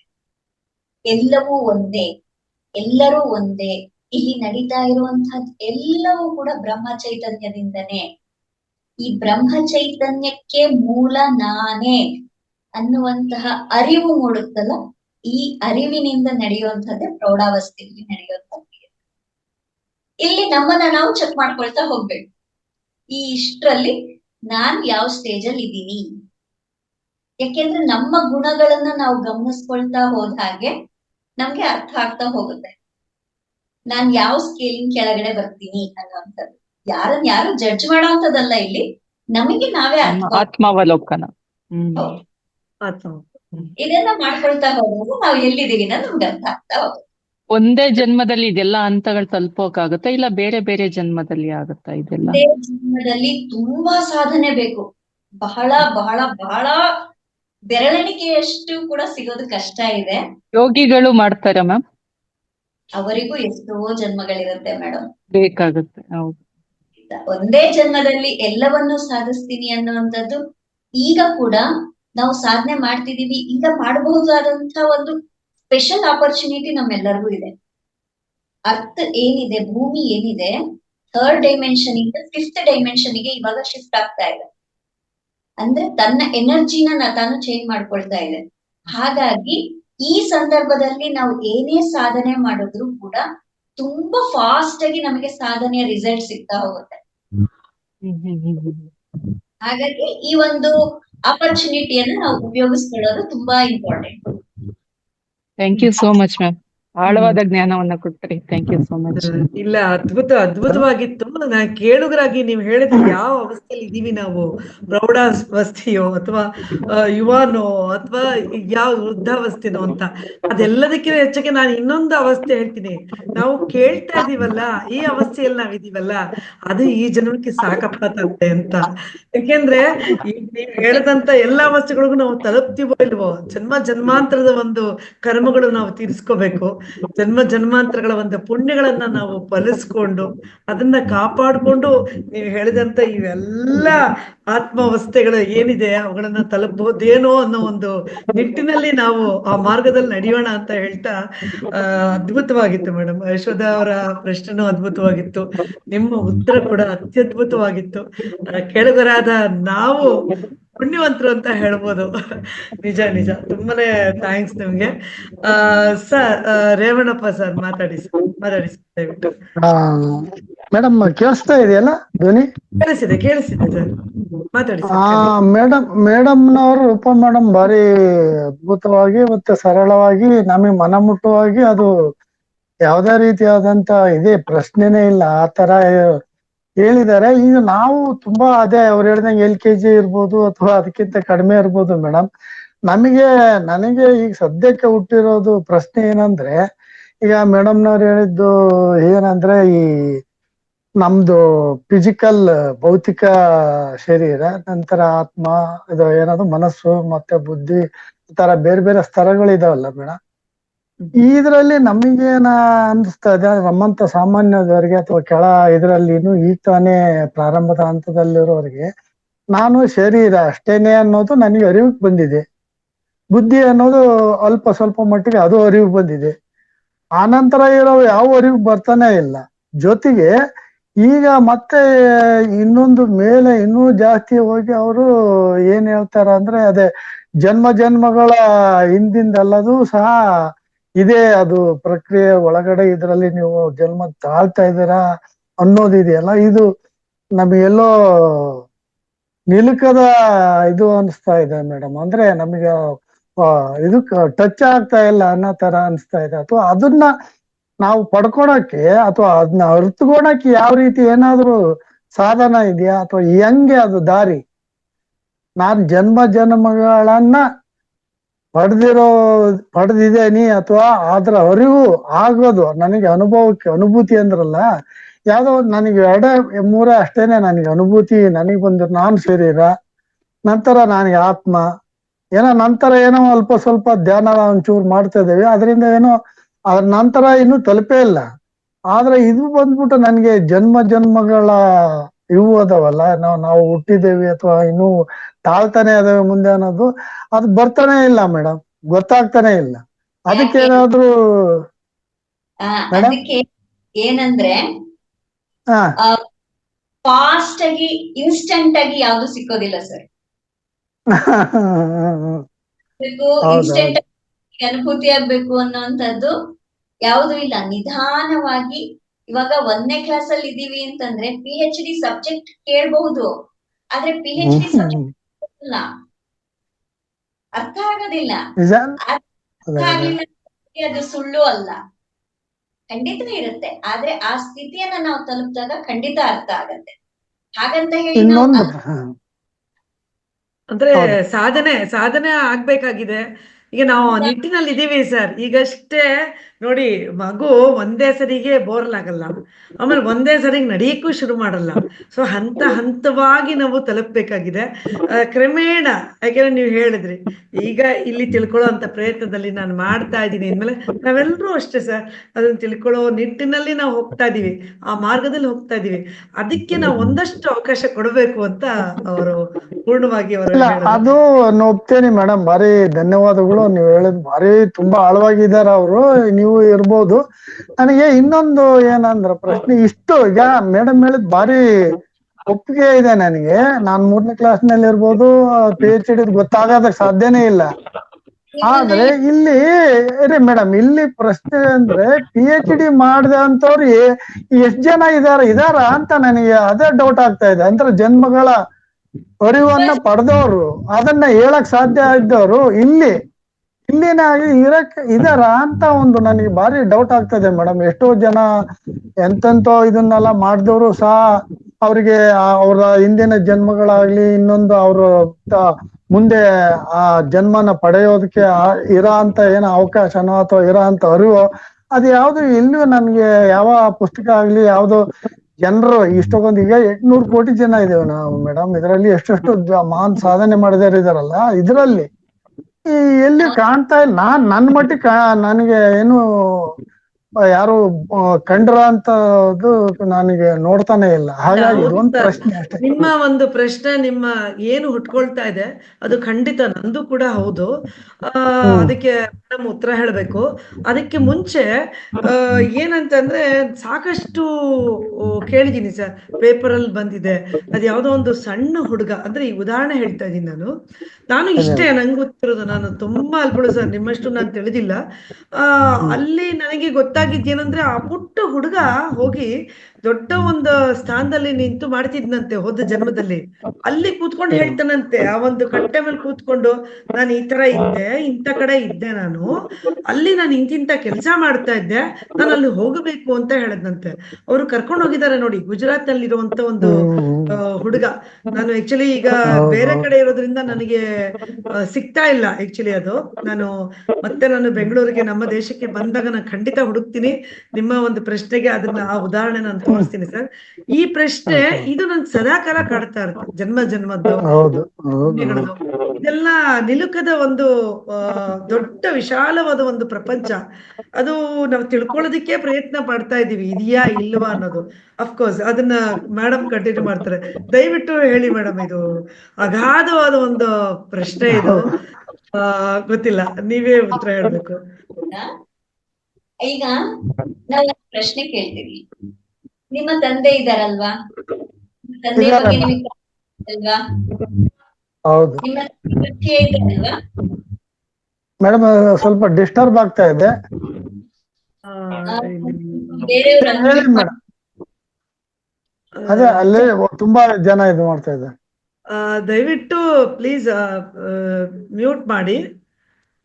ಈ ಕೇಳಿಸುತ್ತೆ ಮೇಡಮ್, ಈ ಕೇಳಿಸ್ತಾ ಇದೆ ಚೆನ್ನಾಗಿ ಸ್ಪಷ್ಟ ಮಾತಾಡಿ ಮೇಡಮ್. ಈಗ ತಂದೆಯ ಪರಿಚಯ ನಮ್ಗೆಲ್ಲರಿಗೂ ಇದೆ ಅಲ್ವಾ? ಹೌದು ಮೇಡಮ್. ನಮ್ ತಾತನ ಪರಿಚಯ ಇದೆ? ಹೌದು, ಸ್ವಲ್ಪ ಇದೆ ಮೇಡಮ್. ಸ್ವಲ್ಪ ಇದೆ. ಸ್ವಲ್ಪ ಇಲ್ಲ. ಅವರ ತಂದೆಯ ಪರಿಚಯ ಮುತ್ತಾಟಿಗೆ ಹೋಗ್ಬಿಡ್ತ ಮೇಡಮ್. ಕೇಳಿದೀವಿ, ಕೇಳಿದಾರೆ ಅಷ್ಟೇ. ಹೌದು ಖಂಡಿತ ಇದ್ರ ಹೌದು ಇದ್ದಿದ್ರಿಂದ ನಾವ್ ಇಲ್ಲಿದ್ದೀವಿ. ಹೌದಾ? ಹೌದೌದು ಮತ್ತೆ ಹೌದಲ್ವಾ? ಇದನ್ನ ನಾವು ಒಪ್ತೀವಿ. ಯಾಕೆ? ಅವ್ರು ಇದ್ರ ಇಲ್ವಾ ಅನ್ನೋದು ನಮಗೆ ಗೊತ್ತಿಲ್ಲ, ಆ ವಿಚಾರದ ಮೇಲೆ ನಂಬಿಕೆ ಹೇಳಿದ್ರ ಮೇಲೆ ನಮಗೆ ನಂಬಿಕೆ ಇದೆ. ಹಾಗಾಗಿ ಅವ್ರನ್ನ ನಾವು ನೋಡದೆ ಇದ್ರೂ ಕೂಡ ಅವ್ರನ್ನ ನಾವು ನಂಬ್ತೀವಿ. ಹೌದಲ್ವಾ? ಅದೇ ರೀತಿ ನಮಗಿಂತ ಹಿರಿಯರು, ಅನುಭವಿಗಳು, ಋಷಿ ಮುನಿಗಳು ಇವರೆಲ್ಲರೂ ಕೂಡ ಕಂಡುಕೊಂಡಂತಹ ಸತ್ಯ ಇದು. ಈ ಸತ್ಯನ ನಾವು ಒಪ್ಪಿಕೊಂಡ್ರೆ, ನಂಬಿದ್ರೆ ನಮಗೆ ಅದರ ಬಗ್ಗೆ ಅರಿವು ಮೂಡುತ್ತೆ. ಇಲ್ಲ, ನಾನಿದನ್ನ ನಂಬೋದಿಲ್ಲ ಅಂತಂದಾಗ, ನಂಬಿಕೆ ಇಲ್ಲದೆ ಇದ್ದಾಗ ಏನೆಲ್ಲ ಅನುಭವಕ್ಕೆ ಬರ್ಬೇಕು ಅದು ಅನುಭವಕ್ಕೆ ಬರುತ್ತೆ. ನಂಬಿದಾಗ ಬರುವಂತಹ ಅನುಭವಗಳಿಗೂ ನಂಬಲ್ಲ ಅನ್ನುವಂತಹ ಈ ಪರಿಸ್ಥಿತಿಯಲ್ಲಿ ಬರುವಂತಹ ಅನುಭವಗಳು ಎರಡು ಅನುಭವಗಳೇ. ಆದ್ರೆ ಯಾವುದರ ಮೇಲೆ ನಾನು ನಂಬಿಕೆ ಇಡ್ತೀನಿ ಅದು ನನ್ನದಾಗುತ್ತೆ. ಅದೇ ರೀತಿಯಲ್ಲಿ ಈ ವಿಚಾರಗಳೆಲ್ಲ ಕೂಡ ಇವತ್ತು ನಿನ್ನೆಯದಲ್ಲ. ಇದನ್ನ ಸಾಧಿಸಿರುವಂತ ಲಕ್ಷಾಂತರ ಜನ ನಮ್ಮ ಮಧ್ಯದಲ್ಲಿದ್ದಾರೆ. ಒಬ್ಬರು ಇಬ್ಬರಲ್ಲ, ಲಕ್ಷಾಂತರ ಜನ ನಮ್ಮ ಮಧ್ಯದಲ್ಲಿ ಇದ್ದಾರೆ, ಮುಂದೆನೂ ಬರ್ತಾರೆ. ಇವತ್ತು ನಾವು ಏನೆಲ್ಲ ನಾವು ಬೇರೆ ವಿವೇಕಾನಂದರ ಬಗ್ಗೆ ಕೇಳಿದೀವಲ್ವಾ, ರಾಮಕೃಷ್ಣ ಪರಮಹಂಸರ ಬಗ್ಗೆ ಕೇಳಿದೀವಲ್ವಾ. ಅವರ ಜ್ಞಾನ ಏನಿದೆಯೋ ಅದನ್ನ ಸ್ವಲ್ಪ ತಿರುವಿ ಹಾಕಿ ನೋಡಿದಾಗ ಈ ಎಲ್ಲಾ ವಿಚಾರಗಳನ್ನ ಅವರು ತಿಳಿಸಿ ಹೋಗಿರ್ತಾರೆ, ಅನುಭೂತಿಯನ್ನ ಪಡೆದಿರ್ತಾರೆ. ಹಾಗಾಗಿ ಅವರಿಗೆ ಆದ್ರೆ ಅದು ಅವರಿಗೆ ಮಾತ್ರ ಸೀಮಿತ ಅಲ್ಲ. ಅದನ್ನ ನಾನು ನಂಬಿದ್ರೆ ನನಗೂ ಸಾಧ್ಯ ಅದು. ಹಾಗಾಗಿ ನಿಜ ಮೇಡಮ್, ನಿಜ ನಿಜ. ಥ್ಯಾಂಕ್ ಯು end ಆಗತ್ತೆ. Okay madam, thank you. ಅದು ಇಲ್ಲಿ ಇನ್ನೊಂದು ಉದಾಹರಣೆಗಳನ್ನ ನಾವು ತಗೊಳ್ಬಹುದು ಅಂತ ಅನ್ಕೋತೀನಿ. ಇಲ್ಲಿ ರಾಮಕೃಷ್ಣ ಪರಮಹಂಸರು ಇರ್ಬೋದು, ಸಾಕಷ್ಟು ಜನ ಆತರ. ಯಾಕೆಂದ್ರೆ ಅವರೆಲ್ಲ ಅನುಭೂತಿಯನ್ನ ಪಡೆದಂತ ವ್ಯಕ್ತಿಗಳೇನೆ, ಮಹಾನ್ ವ್ಯಕ್ತಿಗಳೇ. ಅದರದೇ ಸಾಲಿಗೆ ನಮ್ಮ ಗುರುಗಳಾದ ಪತ್ರಿಜಿಯವರು ಕೂಡ ಸೇರ್ಕೊಂತಾರೆ. ಸೊ ಇವ್ರನ್ನೆಲ್ಲ ನಾವು ನೋಡ್ತಾ, ಅಂದ್ರೆ ಇವರೆಲ್ಲ ಸಾಧನೆಯ ಹಾದಿನಲ್ಲಿ ಇದ್ದವರು ಹಾಗೂ ಸಾಧನೆಯನ್ನ ಸಾಧಿಸಿದಂತ ಮಹಾನ್ ವ್ಯಕ್ತಿಗಳು ಅಂತ ಹೇಳಕ್ ಇಷ್ಟಪಡ್ತೀನಿ. ಆದ್ರೆ ಅವರ ಮಾರ್ಗದಲ್ಲಿ ನಾವು ತೆವಳುತ್ತಾ ಇದೀವಲ್ಲ ಸರ್, ನಾವು ಮಹನೀಯರೇ ಅಂತ ಹೇಳ್ಕೊಳ್ಳೋಣ. ಯಾಕೆಂದ್ರೆ ನಾವು ಹೋಗ್ತಾ ಇದೀವಿ, ಆ ಒಂದು ಸಾಧನೆಯ ಹಾದಿಯಲ್ಲಿ ನಾವು ಹೋಗ್ತಾ ಇದೀವಿ. ಸೊ ತಿಳ್ಕೊಳ್ಳೋ ಪ್ರಯತ್ನ ಮಾಡ್ತಿದೀವಿ ಅಂತ ಅಂದ್ಮೇಲೆ ನಾವು ಖಂಡಿತವಾಗಿಯೂ ಅದೇ ಹಾದಿಲಿ ಇದೀವಿ ಅಂತ. ಏನಂತೀರಾ ಮೇಡಮ್? ಖಂಡಿತ ಮೇಡಮ್. ಧನ್ಯವಾದ. ಹೌದೌದು. Okay, thank you madam, thank you, ಧನ್ಯವಾದ. ಇವತ್ತು ಈ ವಿಚಾರಗಳು ನಮ್ಮ ಕಿವಿಗೆ ಬೀಳ್ತಾ ಇದೆ ಅಂದ್ರೇನೆ ಇದರ ಕನೆಕ್ಷನ್ ಎಲ್ಲೋ ನಮ್ಮ ಒಳಗಡೆ ಇರುತ್ತೆ. ಖಂಡಿತವಾಗಿಯೂ ಮೇಡಮ್, ನಾನು ಅದನ್ನ ಒಪ್ತೀನಿ. ನೀವು ಒಪ್ಕೋತೀವೋ ಇಲ್ವೋ ಅನ್ನೋ ಒಂದು ಮಾತು ನೀವು ಹೇಳಿದ್ರಿ. ಖಂಡಿತ ಒಪ್ಕೊಂಡಿದ್ರೇನೆ ನಾವೆಲ್ಲ ಇಲ್ಲಿದ್ದೀವಿ ಅಂತ ನಾನು ಹೇಳೋದಕ್ಕೆ ಇಷ್ಟಪಡ್ತೀನಿ. ಧನ್ಯವಾದ ಸರ್, ತುಂಬಾ ಧನ್ಯವಾದ. ನಿಮ್ಮಿಂದ ಸಾಕಷ್ಟು ವಿಚಾರಗಳನ್ನ ನಾವೆಲ್ಲರೂ ಪಡ್ಕೊಂಡ್ವಿ ಅಂತ ಹೇಳ್ತೀನಿ. ಧನ್ಯವಾದ ಸರ್. ಸರ್ ಶಿವಕುಮಾರ್ ಸರ್ ಮಾತಾಡಿ ಸರ್. ನಮಸ್ಕಾರ. ನಮಸ್ತೆ. ನಮಸ್ತೆ ಸರ್. ಮೇಡಮ್ ಅವ್ರೆ, ಕಾರಣ ಶರೀರಿನಲ್ಲಿ ಬಣ್ಣ ಹೇಳಿದಿರಲ್ಲ, ಒಂದು ನೀಲಿ ಬಣ್ಣ ಬರ್ಬೋದು, ವೈಟ್ ಬಣ್ಣ ಬರ್ಬೋದು ಅಂತೇಳಿ, ಅದು ಕಂಟಿನ್ಯೂ ಆಗಿ ಕಾಣಿಸ್ಬೋದಾ, ಖಾಲಿ ಕ್ಷಣ ಸಲುವಾಗಿ ಮಿಂಚ್ ಹೋಗ್ಬೋದು ಮೇಡಮ್? ಅಂದ್ರೆ ಸರ್ ನಂಗೆ ಅರ್ಥ ಆಗಿಲ್ಲ. ಇಲ್ಲ, ಈಗ ಮೇಡಮ್ ಅವ್ರೆ, ಕಾರಣ ಶರೀರಿನಲ್ಲಿ ಇದ್ದಾಗ ಬಣ್ಣ ಕಾಣಿಸ್ತಾವ ಅಂತ ಹೇಳಿದಿರಲ್ಲ, ಬಣ್ಣ ಕಂಟಿನ್ಯೂ ಆಗಿ ಕಾಣಿಸ್ತಾ ಮೇಡಮ್, ಖಾಲಿ ಒಂದ್ ಸೆಕೆಂಡ್ ನಲ್ಲಿ ಕಾಣಿಸಿ ಮತ್ ಮಾಯ ಆಗ್ಬಿಡುತ್ತೆ ಅಂತ? ಒಂದು ಫ್ರಾಕ್ಷನ್ ಆಫ್ ಸೆಕೆಂಡ್ ಹಂಗೆ. Thank you madam, thank you. ನೋಡುವಂತ ಶಕ್ತಿ ನಮ್ಗೆ ಎಷ್ಟಿರುತ್ತೋ ಅಷ್ಟು ಕಾಣಿಸುತ್ತೆ, ತುಂಬಾ ಸೂಕ್ಷ್ಮವಾಗಿರುತ್ತೆ. Thank you madam. ಅದರ ಅನುಭವ ನಮ್ಗೆ ಆಗಿದೆ ಮೇಡಮ್, ಅದ್ರ ಸಲ ಕೇಳ್ತಾ ಇರೋದು. ತುಂಬಾ ಸಂತೋಷ ಸರ್, ತುಂಬಾ ಸಂತೋಷ ಸರ್. ಮೇಡಮ್ ಅವ್ರೆ, ಇನ್ನೊಂದ್ ಚಿಕ್ಕ ಕ್ವಶನ್ ಇದೆ. ನಮ್ದೆಲ್ಲ ಏನ್ ಆತ್ಮ ಇದೆಯಲ್ಲ ಮಾನವರದು, ಈ ಮಾನವರ ಆತ್ಮ ಮತ್ ಪುನಃ ಹುಟ್ಟೆ ಮಾನವರ ಆತ್ಮನೇ ಬರ್ಬೋದಾ, ಏನ್ ಬೇರೆ ಪ್ರಾಣಿ ಪಕ್ಷಿ ಅಲ್ಲಿ ಹೋಗ್ಬೋದು? ಸಾಮಾನ್ಯವಾಗಿ ಮಾನವ ಜನ್ಮಕ್ಕೆ ಬಂದ ಮೇಲೆ ಮಾನವ ಜನ್ಮದಲ್ಲೇ ಕಂಟಿನ್ಯೂ ಆಗುತ್ತೆ. ಆದ್ರೆ ಕೆಲವು ಸಾರ್ತಿ ಅದಕ್ಕೆ ಒಂದು ಆಪ್ಷನ್ ಇರುತ್ತೆ. ಈಗ ಶರೀರ ಬಿಟ್ಟು ಮೇಲ್ಗಡೆ ಹೋಗಿ ನೆಕ್ಸ್ಟ್ ಜನ್ಮ ತೆಗೆದುಕೊಳ್ಳುವಾಗ ಅದಕ್ಕೆ ಆಪ್ಷನ್ ಇರುತ್ತೆ, ಯಾವ ತರ ಮಾಡ್ಕೊಳ್ತೀಯಾ ಅಂತ ಹೇಳಿ. ಹಾಗಾಗಿ ಆ ಆಪ್ಷನ್ ಅಲ್ಲಿ ಕೆಲವು ಸಾರ್ತಿ ಪ್ರಾಣಿ ಪಕ್ಷಿಗಳಲ್ಲಿ ಕೂಡ ಬರುವಂತ ಚಾನ್ಸಸ್ ಇರುತ್ತೆ. ಆದ್ರೆ ಹೆಚ್ಚಾಗಿ ಮಾನವ ಜನ್ಮದಿಂದ ಮತ್ತೆ ಮಾನವ ಜನ್ಮನೇ ಕಂಟಿನ್ಯೂ. ಪ್ರಾಣಿ ಪಕ್ಷಿ ಹೋಗ್ಬೇಕಾದ್ರೆ ಏನಾರ ಪಾಪ ಮಾಡಿ ಆತ್ಮ ಹೋಗ್ತದ, ಪುಣ್ಯ ಮಾಡಿದ ಆತ್ಮ ಮಾನವ ಶರೀರ ಬರ್ತದ ಅಂತ? ಪಾಪ ಮಾಡಿರುವಂತದ್ದಲ್ಲ, ಎಲ್ಲೂ ಪಾಪ ಅನ್ನುವಂಥದ್ದು ಇಲ್ಲೇ ಇಲ್ಲ. ಎಲ್ಲವೂ ಕೂಡ ಪಾಠಗಳು ಅಷ್ಟೇ, ಪಾಪ ಅನ್ನುವಂಥದ್ದಿಲ್ಲ. ಈಗ ಚಿಕ್ಕ ಪಾಪು ಅದಕ್ಕೆ ಗೊತ್ತಿಲ್ದಲೇನೋ ಕೆಲ್ಸಗಳು ಮಾಡುತ್ತೆ, ಹೌದಲ್ವಾ? ಅದಕ್ಕೆ ಅರಿವಿಲ್ಲ, ಅದು ಮಾಡ್ತಾ ಇರುತ್ತೆ. ಹಾಗೇನೆ ಪ್ರಾಣಿ ಪಕ್ಷಿಗಳ ಜೀವನ ಕೂಡ ಅದಕ್ಕೆ ಆದಂತಹ ಕೆಲವು ರೂಪುರೇಷೆಗಳಿರುತ್ತೆ, ಅದರ ಮುಖಾಂತರ ಮಾಡ್ತಾ ಇರುತ್ತೆ ಹೊರತು ಅದು ಪಾಪ ಅಂತ ಖಂಡಿತ ಅಲ್ಲ. ಓಕೆ ಸರ್, ಒಂದಂತೂ ಹೇಳೋದಕ್ಕೆ ಇಷ್ಟಪಡ್ತೀನಿ ಸರ್. ಇಲ್ಲ, ನಿಮಗೆ ತುಂಬಾ ಹೃದಯದ ಧನ್ಯವಾದ. ನೀವು ಕೇಳಿದಂತ ಪ್ರಶ್ನೆ ನೋಡಿ, ಅದಕ್ಕೆ ಇಲ್ಲಿ ಹೆಚ್ಚೆಚ್ಚು ಜನ ವಿಡಿಯೋಗಳನ್ನ ಆನ್ ಮಾಡ್ಕೊಂಡು ನಾವು ಪ್ರಶ್ನೆಗಳನ್ನ ಕೇಳಬೇಕು ಸರ್. ಸಾಕಷ್ಟು ಪ್ರಶ್ನೆಗಳು ಎಲ್ಲರಲ್ಲೂ ಇರುತ್ತೆ, ಆದ್ರೆ ಅದನ್ನ ಹೇಗೆ ಕೇಳಬೇಕು ಅನ್ನೋದು ನಮಗೆ ಒಂದು ಏನು ಗೊಂದಲ ಇರುತ್ತೆ. ಸೊ ಒಬ್ಬೊಬ್ಬರೇ ನಾವು ಮಾತಾಡ್ತಾ ಅವರಲ್ಲಿ ಹುದುಗಿ ಹೋಗಿರೋಂತ ಸಾಕಷ್ಟು ಪ್ರಶ್ನೆಗಳು ಬರುತ್ತವೆ. ಅದು ಎಲ್ಲರಿಗೂ ಅನುಕೂಲ ಆಗುತ್ತೆ. ಹಾಗಾಗಿ ನಾವು ಯಾವಾಗಲೂ ಹೇಳ್ತೀವಿ ವಿಡಿಯೋಗಳನ್ನು ಆನ್ ಮಾಡ್ಕೊಳ್ಳಿ, ಮಾತಾಡಿ, ನಮ್ಮ ಅನುಭವವನ್ನು ಅಥವಾ ನಮ್ಮ ಅನಿಸಿಕೆಗಳನ್ನು ಇಲ್ಲಿ ವ್ಯಕ್ತಪಡಿಸ್ಬೇಕು ಅಂತ. ಧನ್ಯವಾದ ಸರ್ ನಿಮಗೆ, ತುಂಬಾನೇ ಧನ್ಯವಾದ ನಿಮಗೆ. ನಂತರ ಉಮಾದೇವಿ ಮೇಡಮ್ ಆಗ್ಲೇ ಪಾಪ ಹ್ಯಾಂಡ್ ರೈಸ್ ಮಾಡಿದ್ರು, ನಂತರ ಇದಾಗಿತ್ತು. ಉಮಾದೇವಿ ಮೇಡಮ್ ಮಾತಾಡಿ. ನಮಸ್ಕಾರ ಮೇಡಮ್. ಈಗ ಅವ್ರ ಹಿರಿಯರ್ ಕೇಳಿದ್ರಲ್ಲ, ಅದೇ ಪ್ರಶ್ನೆ ನಂದಾಗಿತ್ತು. ಅಂದ್ರೆ ಮನುಷ್ಯ ಆದವನಿಗೆ ಎಷ್ಟು ಜನ್ಮ ಸಿಗುತ್ತೆ ಅಂತ, ಅಪ್ರಾಕ್ಸಿಮೇಟ್ಲಿ ಎಷ್ಟು ಜನ್ಮ ನಾವು ತಗೊಳ್ತೀವಿ? ಅಂದ್ರೆ ಏನಾದ್ರು ಲೆಕ್ಕಾಚಾರ ಇದೆಯಾ? ಖಂಡಿತ ಇಷ್ಟೇ ಇಂತಿಷ್ಟೇ ಜನ್ಮ ಅನ್ನೋದಿಲ್ಲ. ಈ ಪಾಠ ಅನ್ನೋದಿದೆ, ಇಷ್ಟು ಪಾಠ ಅನ್ನೋದನ್ನ ಕಲೀಲೇಬೇಕು ಅನ್ನೋದಿದೆ. ಈಗ ಆತ್ಮದ ಇಚ್ಛೆ ಅದು. ಇವಾಗ ಒಂದ್ ಮಗು ಇದೆ, ಸ್ಕೂಲಲ್ಲಿ ಎಲ್ಲ ಮಕ್ಕಳಿಗೂ ಒಂದೇ ತರ ಪಾಠನೇ ಹೇಳ್ಕೊಡ್ತಾರೆ. ಆದ್ರೆ ಒಂದು ಮಗು ತುಂಬಾ ಫಾಸ್ಟ್ ಆಗಿ ಕಲಿಯುತ್ತೆ, ಇನ್ನೊಂದ್ ಮಗು ತುಂಬಾ ಸ್ಲೋ ಆಗಿ ಕಲಿಯುತ್ತೆ. ಆದ್ರೆ ಎರಡಕ್ಕೂ ಒಂದೇ ಪಾಠ ತಾನೆ, ಎರಡು ಬೇಕಾಗಿರೋದು ಒಂದೇ ನೆಕ್ಸ್ಟ್ ಕ್ಲಾಸೇ ತಾನೆ. ಆದ್ರೆ ಒಂದು ಫಾಸ್ಟ್ ಇರ್ಬೋದು, ಒಂದು ಸ್ಲೋ ಇರ್ಬೋದು. ಹಾಗಂತ ಹೇಳಿ ತೆಗೆದು ಹಾಕಕ್ಕಂತೂ ಆಗಲ್ಲಲ್ಲ, ಸ್ಕೂಲಿಂದ ತೆಗೆದು ಹಾಕಲ್ಲ, ಕಂಟಿನ್ಯೂ ಮಾಡಿಸ್ತಾರಲ್ಲ. ಅದೇ ರೀತಿಯಲ್ಲಿ ಆತ್ಮ ಅನ್ನುವಂಥದ್ದು ಪಾಠಗಳನ್ನ ಕಲಿಯೋದಿಕ್ಕೆ ಇಲ್ಲಿ ಬಂದಿರುವಂತದ್ದು. ಅದು ಎಷ್ಟು ಜನ್ಮಗಳನ್ನ ಬೇಕಾದ್ರೂ ತೆಗೆದುಕೊಳ್ಬಹುದು, ಅದರ ಓನ್ ಚಾಯ್ಸ್. ಇಂತಿಷ್ಟೇ ಜನ್ಮದಲ್ಲಿ ಆಗತ್ತೆ ಅಂತಲ್ಲ. ಆದ್ರೆ ಯಾವಾಗ ಆಧ್ಯಾತ್ಮಿಕತೆಗೆ ಬರ್ತೀವೋ ಅಷ್ಟರೊಳಗಡೆ ಎಷ್ಟೋ ಜನ್ಮಗಳನ್ನ ನಾವು ದಾಟಿ ಬಂದಿರ್ತೀವಿ. ಇವತ್ತು ನಾವೆಲ್ಲರೂ ಧ್ಯಾನದಲ್ಲಿ ಇದ್ದೀವಿ ಅಂತಂದ್ರೆ ಎಷ್ಟೋ ಎಷ್ಟೋ ಎಷ್ಟೋ ಜನ್ಮಗಳನ್ನ ಕಳೆದು ನಾವು ಪಾಠಗಳನ್ನ ಕಲ್ತಿರೋದ್ರಿಂದಾನೇ ನಮ್ಗೆ ಇವತ್ತು ಧ್ಯಾನ ಅನ್ನೋದು ಅರ್ಥ ಆಗ್ತಾ ಇರೋಂಥದ್ದು. ಆದ್ರೂ ನಮ್ಗೆ ತಿಳ್ಕೊಂಡಿದ್ರೇನು ತುಂಬಾ ನೋವು ಮನ್ಸಿಗೆ, ಎಲ್ಲ ಗೊತ್ತಿರುತ್ತೆ. ಆದ್ರೆ ಈ ಸಂಸಾರ ಬಂಧನ ಈ ಇದ್ರಲ್ಲಿ ಖುಷಿ ಅನ್ನೋದು ಕಳ್ದು ಹೋಗಿ ಬರೀ ನೋವೇ ಮುಂದೆ ಬರುತ್ತೆ. ನಾವು ಎಷ್ಟೋ ಪ್ರೆಸೆಂಟ್ ಮೂಮೆಂಟ್ ಅಲ್ಲೇ ಇರ್ತೀವಿ, ಇದನ್ನೇ ಮಾಡ್ತಾ ಇದೀವಿ ಅರಿವು ಇರುತ್ತೆ. ಆದ್ರೂನು ಆ ನೋವು ದುಃಖ ಅನ್ನೋದು ಇದನ್ನ ಮೀರಿ ಮುಂದೆ ನಡೆಯುತ್ತೆ. ಇದಕ್ಕೆ ಏನ್ ಮಾಡ್ಬೇಕು ಮೇಡಮ್?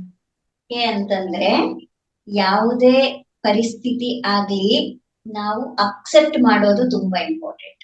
ಒಪ್ಪಿಕೊಳ್ಳೋದು. ನಮಗ್ ಗೊತ್ತಿರುತ್ತೆ, ಗೊತ್ತಿರೋ ಎಲ್ಲದನ್ನು ನಾವು ಒಪ್ಕೊಳ್ಳೋದಿಲ್ಲ. ಅರ್ಥ ಆಗ್ತಿದ್ಯಾ ನಾ ಹೇಳ್ತಿರೋದು? ಅರ್ಥ ಆಗ್ತಿದೆ ಮೇಡಮ್. ನಮ್ಗೆಲ್ಲ ಗೊತ್ತು, ಈ ಜೀವನ ಇಷ್ಟೇ, ನಾವು ಹುಟ್ಲೇಬೇಕು, ಸಾಯ್ಲೇಬೇಕು. ನಾವು ಹುಟ್ಟಿ ಸಾಯೋ ಮಧ್ಯದಲ್ಲಿ ಎಷ್ಟೊಂದು ಅನುಭವಗಳನ್ನ ಪಡಿಲೇಬೇಕು. ಎಷ್ಟೋ ಸುಖ ಇರುತ್ತೆ, ಎಷ್ಟೋ ದುಃಖ ಇರುತ್ತೆ. ಎಲ್ಲದನ್ನ ಒಪ್ಪಿಕೊಳ್ಳೇಬೇಕು ಅನ್ನುವಂಥದ್ದು ನಿಯಮ.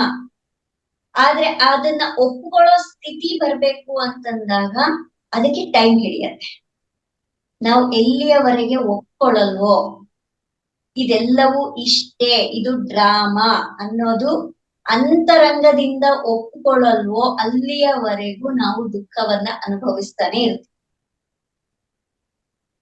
ಇಲ್ಲಿ ಬಂದಿರೋ ಪರಿಸ್ಥಿತಿನ ಇದು ಇಷ್ಟೇಯಾ ಅಂದ್ರೆ ಇದನ್ ಮೀರಿ ನಾನ್ ಮುಂದೆ ಇನ್ನು ನಡಿಬೇಕು ಅನ್ನೋದು ಒಂದು ಅರಿವು ಬಂದ್ರೆ ಅದು ನಮಗೆ ಸಮಸ್ಯೆ ಆಗೋದಿಲ್ಲ. ಖಂಡಿತ. ಓಕೆ, ಇಲ್ಲ ಮೇಡಮ್, ದಯವಿಟ್ಟು ಕ್ಷಮಿಸಿ. ನಿಜ, ನೀವು ಹೇಳಿದ ಮಾತು ಖಂಡಿತ ಅಕ್ಷರಶಃ ನಿಜ. ಬಟ್ ನಾನು ಹೇಗ್ ತೋತೀನಿ, ನಾನು ತುಂಬಾ ಸಾಮಾನ್ಯಳು ಮೇಡಮ್. ಅವರಷ್ಟು ಬುದ್ಧಿ ಇಲ್ಲ, ಅಥವಾ ಇಲ್ಲಿರುವಂಥ ಜ್ಞಾನವಂತರಷ್ಟು ಅನುಭವನೂ ನನಗಾಗಿಲ್ಲ. ಆದ್ರೆ ನಾನು ಹೆಂಗೆ ತಗೊಳ್ತೀನಿ ಅಂತಂದ್ರೆ, ಏನಾದ್ರು ಇವಾಗ ನೀವು ಹೇಳಿದ್ರಿ, ಇದೇ ತರ ಸಾಮಾನ್ಯವಾಗಿ ನನ್ನ ಜೊತೆ ಸಾಕಷ್ಟು ಜನ ಮಾತಾಡ್ತಿರ್ತಾರೆ. ಅವರೆಲ್ಲ ಹೇಳ್ತಿರ್ತಾರೆ, ಇಂತಿಂತ ನೋವು ಇತ್ತು ನನಗೆ, ನನ್ನ ಕೈಲಿ ಆಗ್ತಿಲ್ಲ ಅಂತ. ನಾನು ಎಲ್ರಿಗೂ ಹೇಳೋದು ನನ್ನ ಅನುಭವ ಹೇಳ್ತೀನಿ. ನನಗೆ ನೋವಿಲ್ಲ ಅಂತಿಲ್ಲ, ಸಾಕಷ್ಟು ನೋವಿದೆ. ಬಟ್ ನಾನೇನು ಅನ್ಕೋತೀನಿ, ಓಹೋ ಮೋಸ್ಟ್ಲಿ ಈ ತರ ತುಂಬಾ ತೀವ್ರವಾಗಿ ನೋವು ಅನುಭವಿಸ್ತಿದ್ದೀನಿ ಅಂದ್ರೆ ನಾನೊಂದಷ್ಟು ಏನೋ ಒಂದು ಮಾಡಿರ್ಬೇಕಲ್ಲ, ಅದನ್ನ ನಾನೇನು ಅನುಭವಿಸಕ್ ಬಂದಿದ್ದೀನಿ ಅಂತಂದ್ರೆ ಮೋಸ್ಟ್ಲಿ ಇದು ಬೇಗ ಇದಷ್ಟು ಸಾಧ್ಯವಾದಷ್ಟು ಬರಲಿ ನನಗೆ. ಅದಕ್ಕೆ ದಾಸರು ಒಂದು ಪದ ಹೇಳಿದ್ದಾರೆ, ಏನಂದ್ರೆ ನಿಂದಕರಿರಬೇಕು ಅಂತ. ನಿಂದಕರಿರಬೇಕು, ಇರಬೇಕು ಅಂದಿದ್ದರೆ ಕೇರಿ ಹೇಗೆ ಶ್ರುತಿಯೋ ಹಾಗೆ. ಸೊ ಇವೆಲ್ಲ ತೊಂದರೆಗಳು ಎಲ್ಲವೂ ನಮಗೆ ಬರ್ತಾ ಇದ್ದಾಗ ಸಾಧ್ಯವಾದಷ್ಟು ನಮ್ಮ ಒಂದು ಅಡೆತಡೆ ಏನಿದೆ, ನಾವು ಆತ್ಮಾವಲೋಕನವನ್ನು ಮಾಡ್ಕೊಳ್ಳುವಂಥ ನಿಟ್ಟಿನಲ್ಲಿ ನಾವಿದೀವಲ್ಲ, ಅವೆಲ್ಲ ತೊಡೆದು ಹೋಗುತ್ತೆ ಅಂತ ನಾನು ಅನ್ಕೋತೀನಿ ಮೇಡಮ್. ಆ ಕ್ಷಣ ಖಂಡಿತ ಬೇಜಾರಾಗತ್ತೆ, ನೋವಾಗತ್ತೆ.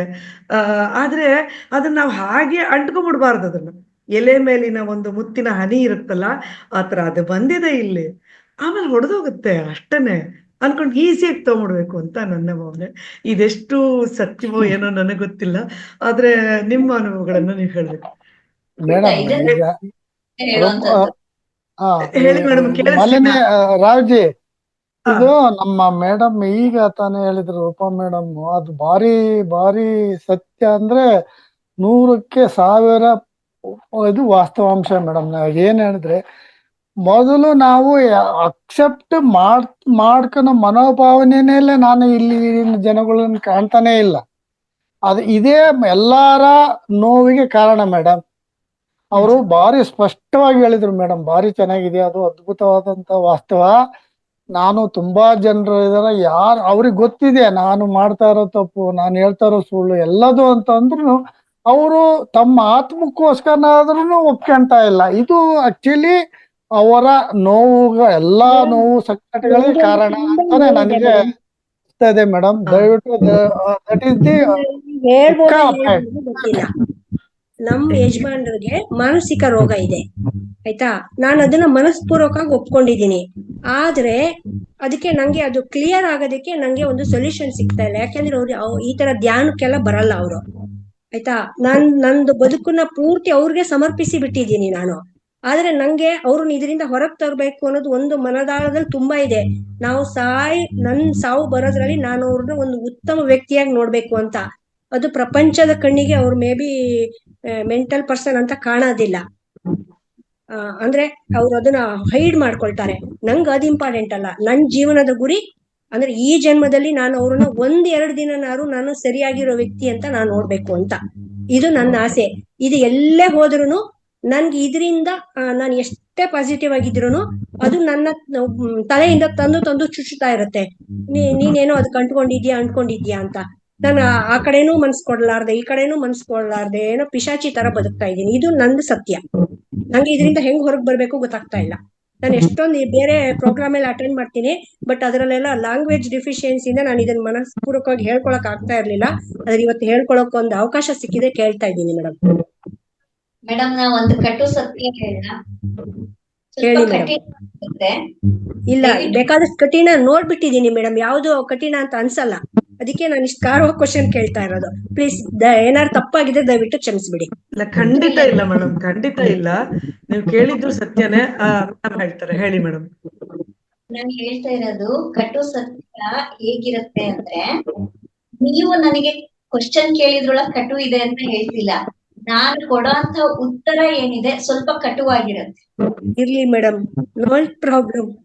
ಹೇಳ್ತಾ ಇದ್ದೀನಿ, ಯಾವಾಗ ನಾವು ಓಕೆ ನಿಮ್ ಯಜಮಾನರಿಗೆ ಆತರ ಇದೆ ಅನ್ನೋದನ್ನ ಒಪ್ಕೊಳ್ತಿದ್ದೀರಲ್ವಾ, ಅದನ್ನ ಸರಿ ಮಾಡಬೇಕು ಅನ್ನುವಂತಹ ನಿಟ್ಟಿನಲ್ಲಿ ನೀವು ಯೋಚನೆ ಮಾಡಿ.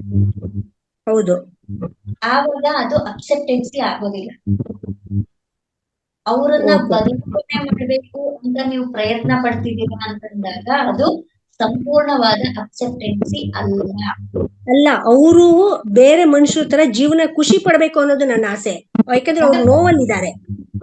ಅದು ಕರೆಕ್ಟೇ, ಇಲ್ಲ ಅಂತ ನಾನು ಹೇಳ್ತೀನಿ. ನೀವು ಆಸೆ ಪಡ್ತಿರೋದು ಖಂಡಿತ ಕರೆಕ್ಟೇ. ಆದ್ರೆ ಇದ್ದಂತೆ ಒಪ್ಕೋಬೇಕು ನಾವು. ಓಕೆ, ಫಸ್ಟ್ ಸ್ಟೆಪ್ ಇದು. ಇದ್ದದನ್ನ ಇದ್ದ ಹಾಗೆ ಒಪ್ಕೋಬೇಕು. ಓಕೆ, ಅವರಲ್ಲಿ ಈ ತರ ಇದೆಯಾ, ಆಯ್ತು, ಇದನ್ನ ಒಪ್ಕೊಳ್ತೀನಿ ನಾನು ಫಸ್ಟ್. ಇದನ್ನ ನಾನು ಯಾವ ರೀತಿಯಲ್ಲಿ ಅರ್ಥ ಮಾಡ್ಕೊಳ್ತಿದೀನಿ, ನಾನು ಇದನ್ನ ಎಷ್ಟು ಸ್ವೀಕಾರ ಮಾಡ್ತಿದ್ದೀನಿ, ಅದರಿಂದ ನನಗ್ ನೋವಾಗ್ಬಾರ್ದು. ನಾವ್ ಏನ್ ಪ್ರಶ್ನೆ ಹಾಕೊಂತಿದೀವಿ, ಇದರಿಂದ ಬೇರೆಯವರು ಅವ್ರನ್ನ ನೋಡೋ ದೃಷ್ಟಿಯನ್ನ ಬದಲಾಯಿಸ್ಬೇಕು ಅಂದ್ರೆ ನೀವು ಎಲ್ಲಿದ್ದೀರಾ, ಅವರನ್ನ ಬದಲಾಯಿಸ್ಬೇಕು ಅನ್ನೋಂತ ನಿಟ್ಟಿನಲ್ಲೇ ಯೋಚನೆ ಇರುತ್ತೆ ನಿಮ್ದು. ಬೇರೆಯವರಿಗೋಸ್ಕರ ಜಾಸ್ತಿ ಆ ಯೋಚನೆ ಇಲ್ಲ. ಯಾಕೆ ನಾವೆಲ್ಲ ಖುಷಿಯಾಗಿರೋ ತರ ಸ್ವಲ್ಪ ಅವ್ರ ಜೀವನನ ಅನುಭವಿಸ್ಲಿ ಅನ್ನೋ ಆಸೆನೂ ಜಾಸ್ತಿ ಇದೆ ನನ್ಗೆ. ಅದನ್ನೇ ಹೇಳ್ತಾ ಇರೋಂಥದ್ದು. ಮೊದಲು ನಿಮ್ಮ ಭಾವನೆಗಳು ಎಲ್ಲಿ ಸ್ಟ್ರಕ್ ಆಗ್ತಿದೆ ಅದನ್ನ ಗಮನಿಸ್ಕೊಳ್ಳಿ. ಯಾಕೆಂದ್ರೆ ನಾನು ಹೇಳುವಂತದ್ದಲ್ಲ ಅದು. ನಾವು ನಿಮ್ಮನ್ನ ಈ ಕ್ಷಣದಲ್ಲಿ ಮಾತ್ರ ನೋಡಿರ್ತೀವಿ, ನಿಮ್ಮ ಮಾತನ್ನ ಈ ಕ್ಷಣ ಮಾತ್ರ ನಾವು ಹೇಳೋದಿಕ್ ಸಾಧ್ಯ. ಆದ್ರೆ ನಿಮ್ಮನ್ನ ನೀವು ಗಮನಿಸ್ಕೊಳ್ತಾ ಹೋಗಿ. ಎಲ್ಲಿ ನಾನು ಅಕ್ಸೆಪ್ಟ್ ಮಾಡಿಲ್ಲ ಅವ್ರನ್ನ, ಎಲ್ಲಿ ನಾನು ಇನ್ನೂ ಅವ್ರನ್ನ ಅವರಾಗಿ ಸ್ವೀಕಾರ ಮಾಡೋಕೆ ಇನ್ನೂ ಏನ್ ಪ್ರಯತ್ನ ಪಡಬಹುದು, ನಾನ್ ಎಲ್ಲಿ ಮಿಸ್ ಹೊಡಿತಾ ಇದ್ದೀನಿ ಅನ್ನೋದನ್ನ ನಿಮಗೆ ನೀವೇ ಗಮನಿಸ್ಕೋಬೇಕು. ನಾವು ಹೇಳೋದಕ್ಕೆ ಸಾಧ್ಯನೂ ಆಗೋದಿಲ್ಲ. ಅದನ್ನ ನೀವು ಗಮನಿಸ್ಕೋಬೇಕು ಅಂದ್ರೆ ನಾನು ಅನ್ನೋದನ್ನ ಪಕ್ಕಕ್ಕಿಟ್ಕೋಬೇಕು. ಯಾಕೆಂದ್ರೆ ತುಂಬಾ ಸೂಕ್ಷ್ಮವಾಗಿ ಕೆಲಸ ಮಾಡ್ತಾ ಇರುತ್ತೆ ನಾನು ಅನ್ನೋಂತ ಭಾವ. ನಾನು ಅವ್ರನ್ನ ಚೆನ್ನಾಗಿ ನೋಡ್ಕೊಳ್ತಾ ಇದ್ದೀನಿ, ನಾನು ಅವ್ರನ್ನ ಹೀಗ್ ನೋಡೋದಿಕ್ ಇಷ್ಟ ಪಡ್ತೀನಿ, ಅವ್ರ ಜೊತೆನಲ್ಲಿ ನಾನ್ ಹೀಗಿದ್ದೀನಿ, ಇಲ್ಲೆಲ್ಲ ನಾನು ನಾನು ನಾನು ಅನ್ನೋಂಥದ್ದಿದೆ. ಅಲ್ಲಿ ಏನಾಯ್ತು, ಅನ್ಕಂಡೀಷನಲ್ ಲವ್ ಅನ್ನೋಂಥದ್ದು ಸೂಕ್ಷ್ಮ ರೂಪದಲ್ಲಿ ಇದೆ. ಅಲ್ಲಿ ನೀವು ಗಮನಿಸ್ಕೊಳ್ತಾ ಹೋಗಿ ನಿಮಗೆ ನೀವೇ ರಿಪೇರಿ ಆಗ್ತೀರಾ. ನಿಮಗೆ ಅದನ್ನ ಹೇಗ್ ಸಾಧಿಸ್ಬೇಕು ಅನ್ನೋಂತ ಮಾರ್ಗ ಕೂಡ ತೆರೆದುಕೊಳ್ತಾ ಹೋಗುತ್ತವಾಗ. ಒಪ್ಕೊಳ್ಳೋದಕ್ಕೆ ಸ್ವಲ್ಪ ಕಷ್ಟ ಆಗಬಹುದು, ಸಾರಿ. ಇಲ್ಲ ನೀವು ಕರೆಕ್ಟ್ ಆಗಿ ಹೇಳಿದ್ದೀರಾ. Correct madam. ನಾನು ಯಾವ್ದನ್ನು ಅವ್ರು ಹೇಳ್ತಾ ಇದ್ದಾರೆ ಅಥವಾ ಅದೇನೋ ಹೊರೆ ಆಗುತ್ತೆ ಅಲ್ಲ, ನಾನ್ ಎಲ್ಲಿ ಬದಲಾವಣೆ ಮಾಡ್ಕೊಂಡ್ರೆ ನಂಗ್ ಉಪಯೋಗ ಆಗುತ್ತೆ, ನಾನ್ ಇನ್ನು ಆರಾಮಾಗಿರ್ಬೋದು ಅನ್ನೋದು ಮುಖ್ಯ. ಅಂದ್ರೆ ನಾನು ಈ ತುಂಬಾ ಯೋಚನೆ ಮಾಡಿದಾಗ ಈ ಮನುಷ್ಯ ಈ ವ್ಯಕ್ತಿ ಅಂದ್ರೆ ನಾನೇ ಮೇ ಬಿ ಚೇಂಜ್ ಆಗ್ಬೋದು, ಅಂದ್ರೆ ನಾನೇ ಮೆಂಟಲಿ ಬೇರೆ ತರ ಆಗ್ಬೋದು. ಇವತ್ತಿರೋ ತರ ಕಂಡೀಷನ್ ಮೇ ಬಿ ನನ್ನ ದೇಹದಲ್ಲಿ ನಾಳೆ ಇಲ್ಲದೆ ಇರ್ಬೋದು. ಇದು ಯಾವ್ದು ನೀವ್ ಹೇಳಿದ್ದು ನನ್ಗೆ ಬೇಜಾರಂತ ನಿಜವಾಗ್ಲೂ ಇಲ್ಲ. ನಾನು ಅದನ್ನ ಅಳವಡಿಸ್ಕೊಳ್ಳೋಕೆ ಪ್ರಯತ್ನ ಮಾಡ್ತೀನಿ. ನನ್ನಿಂದ ಎಲ್ಲಿ ತಪ್ಪಾಗಿರುತ್ತೆ, ಆಗಿಲ್ಲ ಅಂತಲ್ಲ. ಯಾಕೆಂದ್ರೆ ನಾವು ಈ ಪ್ರಪಂಚದಲ್ಲಿ ಬದುಕ್ತಾ ಇರೋರು, ನಾವ್ ಯಾವ್ದೋ ಕಾಡು ಗಿಡಲ್ ಬದುಕ್ತಾ ಇಲ್ಲ. ಕರೆಕ್ಟಾ ಮೇಡಮ್? ಸತ್ಯ ಅಲ್ವಾ ಇದು?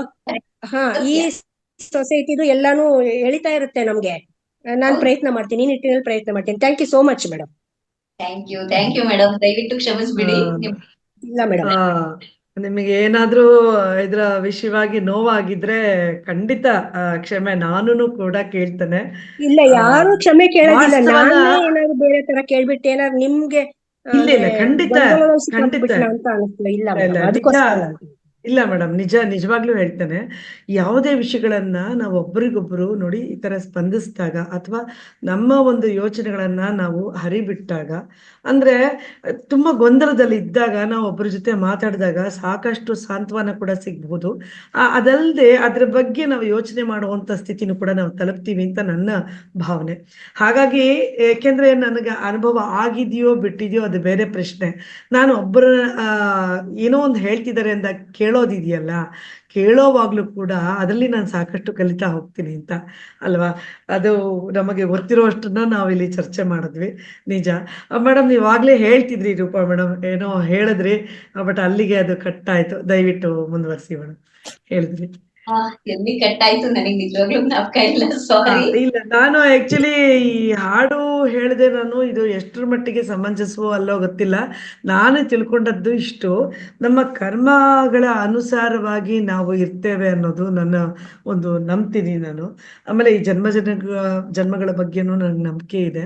ನಾವು ನಾವು ಎಷ್ಟು ನೋವು ತಿಂತೀವೋ ಅಷ್ಟು ಕರ್ಮಾನುಸಾರವಾಗಿ ನಮ್ಮ ಒಂದು ನೋವುಗಳನ್ನ ಅದನ್ನ ಹೊಡೆದೋಡಿಸ್ತಿರ್ತೀವಿ ಅಂತ ನನ್ನ ಭಾವನೆ. ಏಕೆಂದ್ರೆ ನಾವಿದ್ದೀವಿ ಅಂತಂದ್ರೇನೆ ಹಿಂದಿನ ಕರ್ಮ ಇವತ್ತು ಹೆಂಗೆ ಕೆಲಸ ಮಾಡುತ್ತೆ ಅನ್ನೋದನ್ನ ನಾನು ಸ್ವಲ್ಪ ತಿಳಿಸ್ಲಿಕ್ಕೆ ಇಷ್ಟಪಡ್ತೀನಿ. ತುಂಬಾ ಕಾನ್ಸಂಟ್ರೇಟ್ ಮಾಡ್ತಿದ್ದೀರಾ, ಅದಕ್ಕೋಸ್ಕರ ನಾನು ಹೇಳ್ತಾ ಇದ್ದೀನಿ. ಖಂಡಿತ ಯಾವುದೋ ಒಂದು ರೀತಿಯಲ್ಲಿ ನಮ್ಗೆ ಒಂದು ಪರಿಸ್ಥಿತಿಯನ್ನ ತಂದೊಡ್ಡುತ್ತೆ ಇವತ್ತು. ಕರ್ಮದ ಲೆಕ್ಕಾಚಾರದ ಮೇಲೆನೆ ನಮ್ಗೆ ಇವತ್ತಿನ ಪರಿಸ್ಥಿತಿಗಳು ಬರುವಂತದ್ದು ನಮ್ಗೆಲ್ಲರಿಗೂ ಗೊತ್ತಿರೋಂಥದ್ದು. ಆದ್ರೆ ಅದನ್ನ ಸ್ವೀಕಾರ ಮಾಡೋದಿದೆಯಲ್ಲ, ಅದನ್ನ ಸ್ವೀಕಾರ ಮಾಡೋದು ತುಂಬಾ ಇಂಪಾರ್ಟೆಂಟ್ ಆಗುತ್ತೆ. ಹೆಂಗೆ ಸ್ವೀಕಾರ ಮಾಡ್ಬೇಕು? ಒಂದು ಫಸ್ಟ್ ಪಾಯಿಂಟ್ ಅವೇರ್ನೆಸ್ ಬರ್ಬೇಕು. ಇವತ್ತು ಈ ಪರಿಸ್ಥಿತಿ ನನಗೆ ಬಂದಿದೆ ಅಂತಂದ್ರೆ ಹಿಂದೆ ನಾನು ಮಾಡಿದಂತಹ ಕರ್ಮದ ಲೆಕ್ಕಾಚಾರದ ಮೇಲೆ ನನಗೆ ಇವತ್ತು ಈ ಪರಿಸ್ಥಿತಿ ಬಂದಿದೆ ಅನ್ನುವಂಥದ್ದನ್ನ ಸ್ವೀಕರಿಸೋದು ಮೊದಲನೇ ಪಾಯಿಂಟ್. ಇನ್ನ ಎರಡನೇ ಪಾಯಿಂಟ್ ಏನಾಗುತ್ತೆ ಅಂದ್ರೆ, ಈ ಒಂದು ಪರಿಸ್ಥಿತಿಯನ್ನ ನಾನು ಯಾವ ರೀತಿಯಲ್ಲಿ ಹೊರಗಡೆ ಬರೋದಿಕ್ಕೆ ಪ್ರಯತ್ನ ಪಡೋದಲ್ಲ, ಇದ್ರೊಳಗೆ ಏನು ಅಡಗಿದೆ, ಈ ಒಂದು ಪರಿಸ್ಥಿತಿ ಒಳಗಡೆ ಏನೋ ಒಂದು ಅದ್ಭುತವಾದ ಜ್ಞಾನ ಅಡಗಿರುತ್ತೆ. ಆ ಜ್ಞಾನವನ್ನ ನಾನು ಹೆಂಗೆ ತಗೋಬೇಕು ಅನ್ನೋದನ್ನ ಕಾನ್ಸಂಟ್ರೇಟ್ ಮಾಡೋದು ಎರಡನೇ ಪಾಯಿಂಟ್. ಅರ್ಥ ಆಯ್ತಾ ನಾ ಹೇಳಿದ್ದು? ಹೌದು, ಖಂಡಿತ. ಈ ಒಂದು ಪರಿಸ್ಥಿತಿಯಲ್ಲಿ ಇವತ್ತು ಈಗ ಓಕೆ, ಯಾರೋ ನನ್ನನ್ನ ತುಂಬಾ ಬೈತಾ ಇದ್ದಾರೆ, ಅವರು ಇವತ್ ನನ್ನನ್ನ ಅಷ್ಟು ಬೈಬೇಕು ಅಂತಂದ್ರೆ ಯಾವುದೋ ಒಂದು ಕರ್ಮದ ಕಾರಣವಾಗಿ ಅವ್ರು ಬೈತಿರ್ತಾರೆ, ಓಕೆ. ಆದ್ರೆ ಇಷ್ಟೇನಾ, ನಾನ್ ಯಾವ್ದೋ ಏನೋ ಕರ್ಮ ಮಾಡಿದ್ದೆ ಅದಕ್ಕೆ ನನ್ನನ್ನು ಬೈತಿದ್ದಾರೆ, ಇಷ್ಟೇ ಅರ್ಥ ಮಾಡ್ಕೊಂಡ್ರೆ ಬರೀ ಮೇಲಿನ ಲೇಯರ್ ಮಾತ್ರ ಟಚ್ ಮಾಡ್ತೀವಿ. ಅದನ್ನ ಬಿಟ್ಟು ಆದ್ರೆ ಇನ್ನೂ ಒಂದ್ ಆಳಕ್ಕೆ ಹೋಗ್ಬೇಕು. ಅವರು ನನ್ನನ್ನ ಇವತ್ತು ಇಷ್ಟು ಬೈತಿದ್ದಾರೆ ಅಂದ್ರೆ ನಾನು ಯಾವ ಲೆವೆಲ್ ಅಲ್ಲಿ ಅದನ್ನ ಅಕ್ಸೆಪ್ಟ್ ಮಾಡಬಲ್ಲೆ. ಅವ್ರು ಬೈತಿರೋದಕ್ಕೆ ನನ್ನ ಒಳಗಿನ ಮನಸ್ಸು ನೋವು ತಿಂತಿದ್ಯಾ, ಅಥವಾ ಸತ್ಯ ಏನು ಅನ್ನೋದನ್ನ ಕೂಗಿ ಹೇಳೋದಕ್ಕೆ ಪ್ರಯತ್ನ ಪಡ್ತಿದ್ಯಾ, ಅಥವಾ ನನ್ನನ್ನ ನಾನೇ ಅದುಮ್ಕೊಳ್ತಿದೀನಾ? ಇಲ್ಲಿ ಬಹಳಷ್ಟು ಭಾವನೆಗಳು ಬರುತ್ತಲ್ವಾ. ನಿಜ. ಆ ಭಾವನೆಗಳಲ್ಲಿ ನಾನು ಯಾವ ಭಾವನೆಯನ್ನ ಅನುಭವಿಸ್ತಾ ಇದ್ದೀನಿ ಅನ್ನೋದನ್ನ ಗುರ್ತಿಸ್ಕೊಳ್ಳೋದು ಸೆಕೆಂಡ್ ಪಾಯಿಂಟ್. ನನಗೆ ಏನ್ ಫೀಲ್ ಆಗ್ತಿದೆ, ಅವ್ರು ನನ್ನನ್ನ ಬೈತಾ ಇರುವಾಗ ಏನು ಫೀಲ್ ಮಾಡ್ತಾ ಇದ್ದೀನಿ ನಾನು ಅನ್ನೋದು ಕೂಡ ಎರಡನೇ ಲೇಯರ್ ಆಗತ್ತೆ. ಇದರ ಮೂರನೇ ಲೇಯರ್ ಏನಾಗತ್ತೆ, ಅವರು ನನ್ನನ್ನ ಬೈದ್ರು, ನಾನು ಈ ಫೀಲಿಂಗ್ ತಗೊಂಡೆ, ಆದ್ರೆ ಈ ಫೀಲಿಂಗ್ ಒಳಗಡೆ ಏನೋ ಒಂದು ಪಾಠ ಇದೆ. ಆ ಫೀಲಿಂಗ್ ಅನ್ನ ನಾನು ಅನುಭವಿಸುವಾಗ ಇದು ಸತ್ಯವಾಗಿ ನಾನಾ ಅನ್ನುವಂತಹ ಪ್ರಜ್ಞೆ ಮೂಡ್ಬೇಕು. ಈ ಫೀಲಿಂಗ್ ಅನ್ನ ಫೀಲ್ ಮಾಡ್ತಾ ಇರುವಂತದ್ದು ನಾನಾ, ಅಥವಾ ನನ್ನ ಮನಸ್ಸ, ಅಥವಾ ಅವರು ಬೈತಾ ಇರುವಂತಹದ್ದನ್ನ ನಾನು ಸ್ವೀಕಾರ ಮಾಡಿದಾಗ ಅಥವಾ ಸ್ವೀಕಾರ ಮಾಡ್ದಲೇ ಇದ್ದಾಗ ಅಲ್ಲಿ ಏನು ರೀಕ್ರಿಯೇಟ್ ಆಯ್ತು, ಇದನ್ನ ನೋಡ್ಕೊಳ್ಳುವಂಥದ್ದು ಥರ್ಡ್ ಪಾಯಿಂಟ್. ಹೀಗೆ ಒಂದೊಂದೇ ಲೇಯರ್ನ ನಾವು ಸೂಕ್ಷ್ಮವಾಗಿ ಗಮನಿಸ್ಕೊಳ್ತಾ ಹೋಗ್ಬೇಕು. ಇಲ್ಲಿ ಯಾರೋ ಮೂರನೇ ಎದುರುಗಡೆ ಇರೋ ವ್ಯಕ್ತಿಯನ್ನ ಗಮನಿಸೋದಲ್ಲ, ನನ್ನ ಒಳಗಡೆ ಏನಾಗ್ತಾ ಇದೆ ಅನ್ನೋದನ್ನ ಗಮನಿಸುವಂತದ್ದು ತುಂಬಾ ಇಂಪಾರ್ಟೆಂಟ್ ಆಗಿರುತ್ತೆ. ಆವಾಗ ನಮಗೆ ಈ ಕರ್ಮಗಳಿಂದನೂ ಮುಕ್ತಿ ಸಿಗತ್ತೆ, ನಮ್ಮ ಜ್ಞಾನವೂ ಅಭಿವೃದ್ಧಿ ಆಗತ್ತೆ, ನಮ್ಮ ಅನುಭವಗಳು ಕೂಡ ಉತ್ತಮವಾಗ್ತಾ ಹೋಗುತ್ತೆ. ನಮ್ಮನ್ನ ನಾವು ಹೊಸ ರೂಪದಲ್ಲಿ ನಾವು ನೋಡ್ಕೊಳ್ಳೋದು, ಹೊಸ ರೂಪದಲ್ಲಿ ನಮ್ಮನ್ನ ನಾವು ತಯಾರು ಮಾಡ್ಕೊಳ್ತೀವಿ.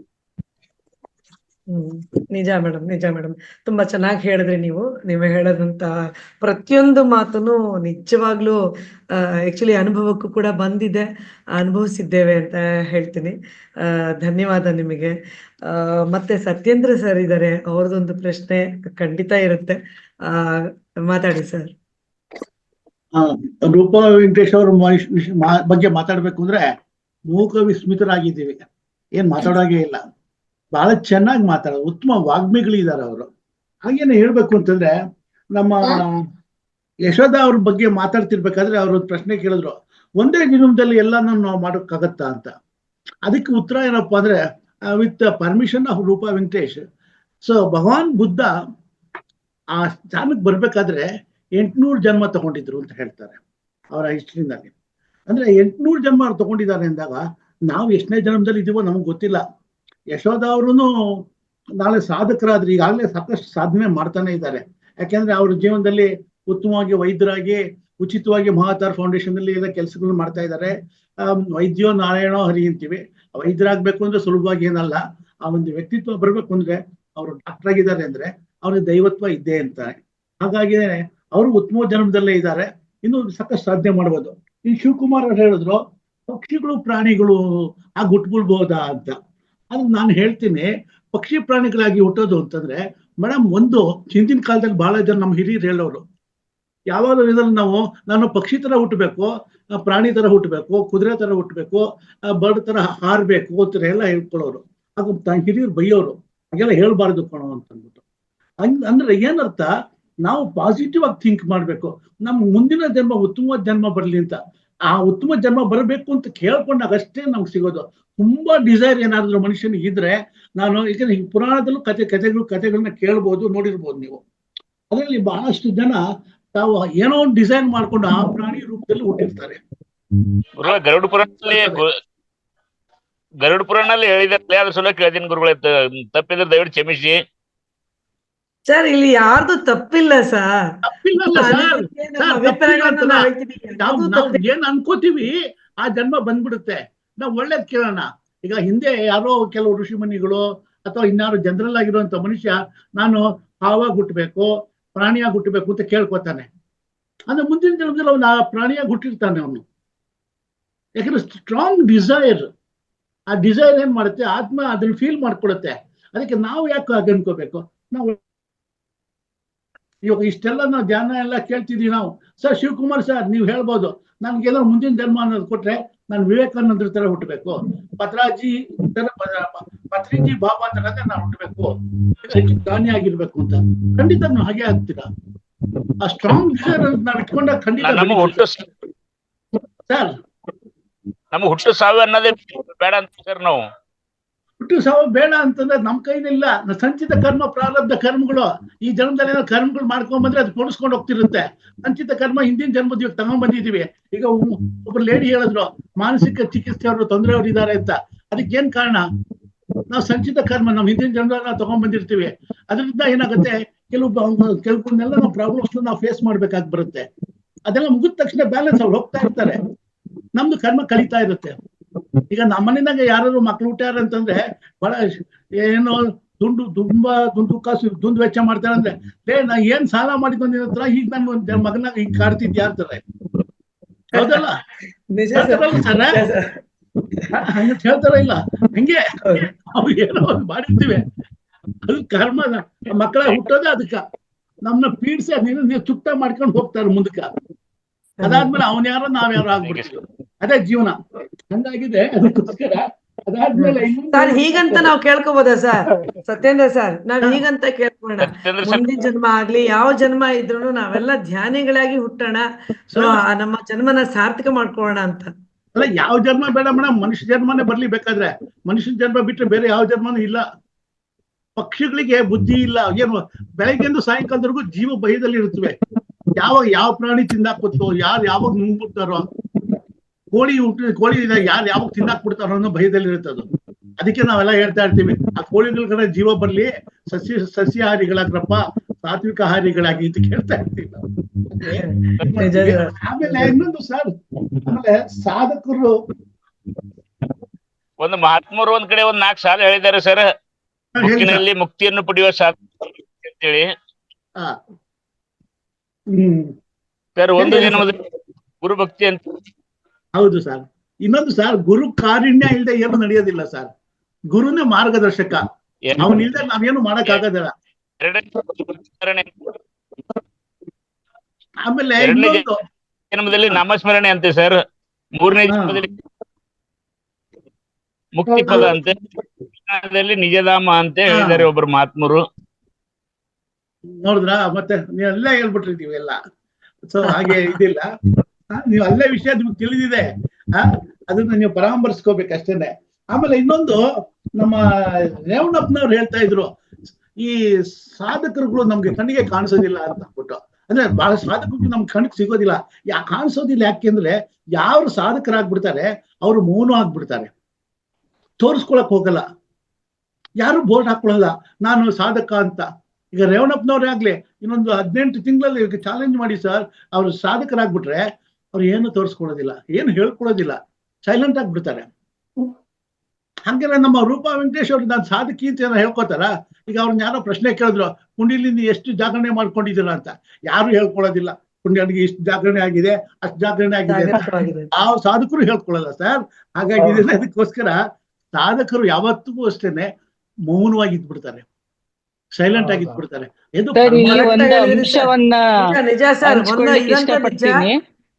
ಹೇಳಿ. ಏನು ಅಂತಂದ್ರೆ ಎಲ್ಲ ಒಂದು ಕಡೆ ಕೇಳಿದ್ದೆ ಅಥವಾ ಓದಿದ್ದೆ ಅಂತ ಅನ್ಕೋಬಹುದು, ಇದು ನನ್ಗೆ ಜ್ಞಾಪಕ ಇಲ್ಲ. ನಮ್ಮ ತಟ್ಟೆಯಲ್ಲಿ ಒಂದು ಮೊಸರನ್ನನೇ ಆಗ್ಲಿ, ಒಂದು ಮೃಷ್ಟಾನ್ನನೇ ಆಗ್ಲಿ, ಮೃಷ್ಟಾನ್ನ ಸಿಕ್ಕಿದಾಗ ಎಷ್ಟು ಸಂತೋಷ ಪಡ್ತೀವಿ, ಅದೇ ತರ ಖಾಲಿ ತಟ್ಟೆ ಸಿಕ್ಕಿದಾಗ್ಲೂ ಸಂತೋಷ ಪಡ್ಬೇಕು, ಆಗ್ಲೇ ಸಾಧನೆಗೆ ಒಂದು ಅರ್ಥ ಸಿಗೋದು. ಅದೇ ರೀತಿ ನಮ್ಮ ಪರಿಸ್ಥಿತಿಗಳು ಹೇಗೆ ಬರ್ಲಿ, ಅದು ಖುಷಿನೇ ಇರ್ಲಿ, ದುಡ್ಡು ಯಥೇಚ್ಛವಾಗಿ ಬರ್ಲಿ, ಅಥವಾ ಇವತ್ತು ದುಡ್ಡೇ ಸಿಕ್ಲಿಲ್ವಾ, ಸಿಕ್ಕದಾಗ್ಲೂ ಒಂದೇ ತರ ಇರ್ಬೇಕು, ಸಿಗದಿದ್ದಾಗ್ಲೂ ಒಂದೇ ತರ ಇರ್ಬೇಕು ಅನ್ನೋದೊಂದು. ಸುಖೇ ದುಃಖೇ ಆರೋಗ್ಯದ ವಿಷಯದಲ್ಲೂ ಅಷ್ಟೇ ತುಂಬಾ ಏನೋ ತುಂಬಾ ಜಾಸ್ತಿ ಆರೋಗ್ಯ ಕೆಡ್ತು ಅಂದಾಗ್ಲೂ ಅದೇ ಪರಿಸ್ಥಿತಿಯಲ್ಲಿ ನಾವ್ ಇರ್ತೀವಿ ಅನ್ನೋದನ್ನ ನಮ್ಮ ಆತ್ಮ ಒಪ್ಕೋಬೇಕು. ಅದೇ ಹೌದು. ಸಾಧನೆ ಮಾಡ್ದಂಗೆ ಒಂದೊಂದ್ ಸ್ಟೆಪ್ ಮೇಲೆ ಹೋಗ್ತಾ ಇರ್ತೀವಿ ಅಂತ. ಅದು ಖಂಡಿತ ಉದಾಹರಣೆ ಕೊಟ್ಟು ಎಲ್ಲೋ ಓದಿದ್ದೆ ಸರ್. ಅದಕ್ಕೆ ಖಂಡಿತ. ನಮ್ಮನ್ನ ಪರೀಕ್ಷೆಗಳಿಗೆ ಒಳಪಡೋದು, ಅನುಭವಗಳು ಬರೋದು, ಪರಿಸ್ಥಿತಿಗಳು ಹೌದು ಬರೋದು. ಈಗ ಹೌದು ನಾನ್ ಹೌದು ಚೆನ್ನಾಗೇ ಇದ್ದೀನಿ ಅಂತಂದ್ರೆ ನೋವಿಗೆ ಅರ್ಥನೇ ಇರಲ್ಲ. ನನ್ನ ನೋವು ಅಂದ್ರೆ ಏನು ಅಂತಾನೆ ನನ್ಗೆ ಅನುಭವನೇ ಬಂದಿಲ್ಲ ಅಂದ್ರೆ ಬರೀ ಹೌದು ನಾನ್ ಸಂತೋಷವಾಗೇ ಇದ್ರೆ ಅದ್ರಲ್ಲಿ ಏನು ಸುಖನೇ ಕಾಣಲ್ಲ ನಾವು. ಎರಡೂ ಹೌದಮ್ಮ. ಮುಖಗಳನ್ನೂ ನೋಡ್ಬೇಕು, ಆವಾಗ್ಲೇ ಅನುಭವಸ್ಥರಾಗೋದು, ಸಾಧನೆ ಮಾಡೋದು ಅನ್ನೋದು ನನ್ನ ಅಭಿಪ್ರಾಯ ಸರ್. ಸೊ ಖಂಡಿತಮ್ಮ ಇದನ್ನೆಲ್ಲ ಖಂಡಿತ. ಕೇಳಿದ್ರು. ನಿಮ್ಮ ಮಾತಿನಲ್ಲೇ ಒಂದು ಇದೆ ಇದೊಂದು ವಿಷಯ ಹೇಳ್ಬಿಟ್ಟು ಮುಗಿಸ್ತೀನಿ. ಸುಖೇ ದುಃಖೇ ಸಮಯಕೃತ್ವ ಲಾಭ ಲಾಭ ಜಯ ಜಯ. ಸುಖ ದುಃಖಗಳಿಂದ ನಾವು ಸಮವಾಗಿ ತಗೊಂಡಾಗ ಲಾಭ ಜಯ ಎಲ್ಲವೂ ನಮ್ದೇ ಆಗುತ್ತೆ. ಯಾವ ದುಃಖದಲ್ಲೂ ನಾವು ಜಯ ಕಂಡ್ಕೋಬಹುದು, ಸುಖದಲ್ಲೂ ನಾವು ಸುಖವನ್ನ ಕಂಡ್ಕೋಬಹುದು. ಅದನ್ನ ಒಟ್ಟು ತಾತ್ವಿಕವಾಗಿ ಹೇಳ್ತಾರೆ. ಅದಕ್ಕೆ ನಾವು ಯಾರೇ ಆಗ್ಲಿ, ನಾವು ಇಲ್ಲಿರೋ ಎಲ್ಲಾ ಸದಸ್ಯರಲ್ಲೂ ನಾನು ರಿಕ್ವೆಸ್ಟ್ ಮಾಡ್ಕೊಳ್ಳೋದು ಏನಂದ್ರೆ, ಮೇ ಗಾಡ್ ಬ್ಲೆಸ್ ಯು ಅಂತಾನೆ ಯಾರಿಗೇ ಆಗ್ಲಿ, ದೇವ್ರು ನಿಮ್ಗೆ ಒಳ್ಳೇದ್ ಮಾಡ್ಲಿ ಅಂತ ಹೇಳಿ, ನಿಮ್ಗೆ ಏನೋ ಉಪಕಾರ ಮಾಡ್ಲಿ, ಏನೇ ಮಾಡ್ಲಿ.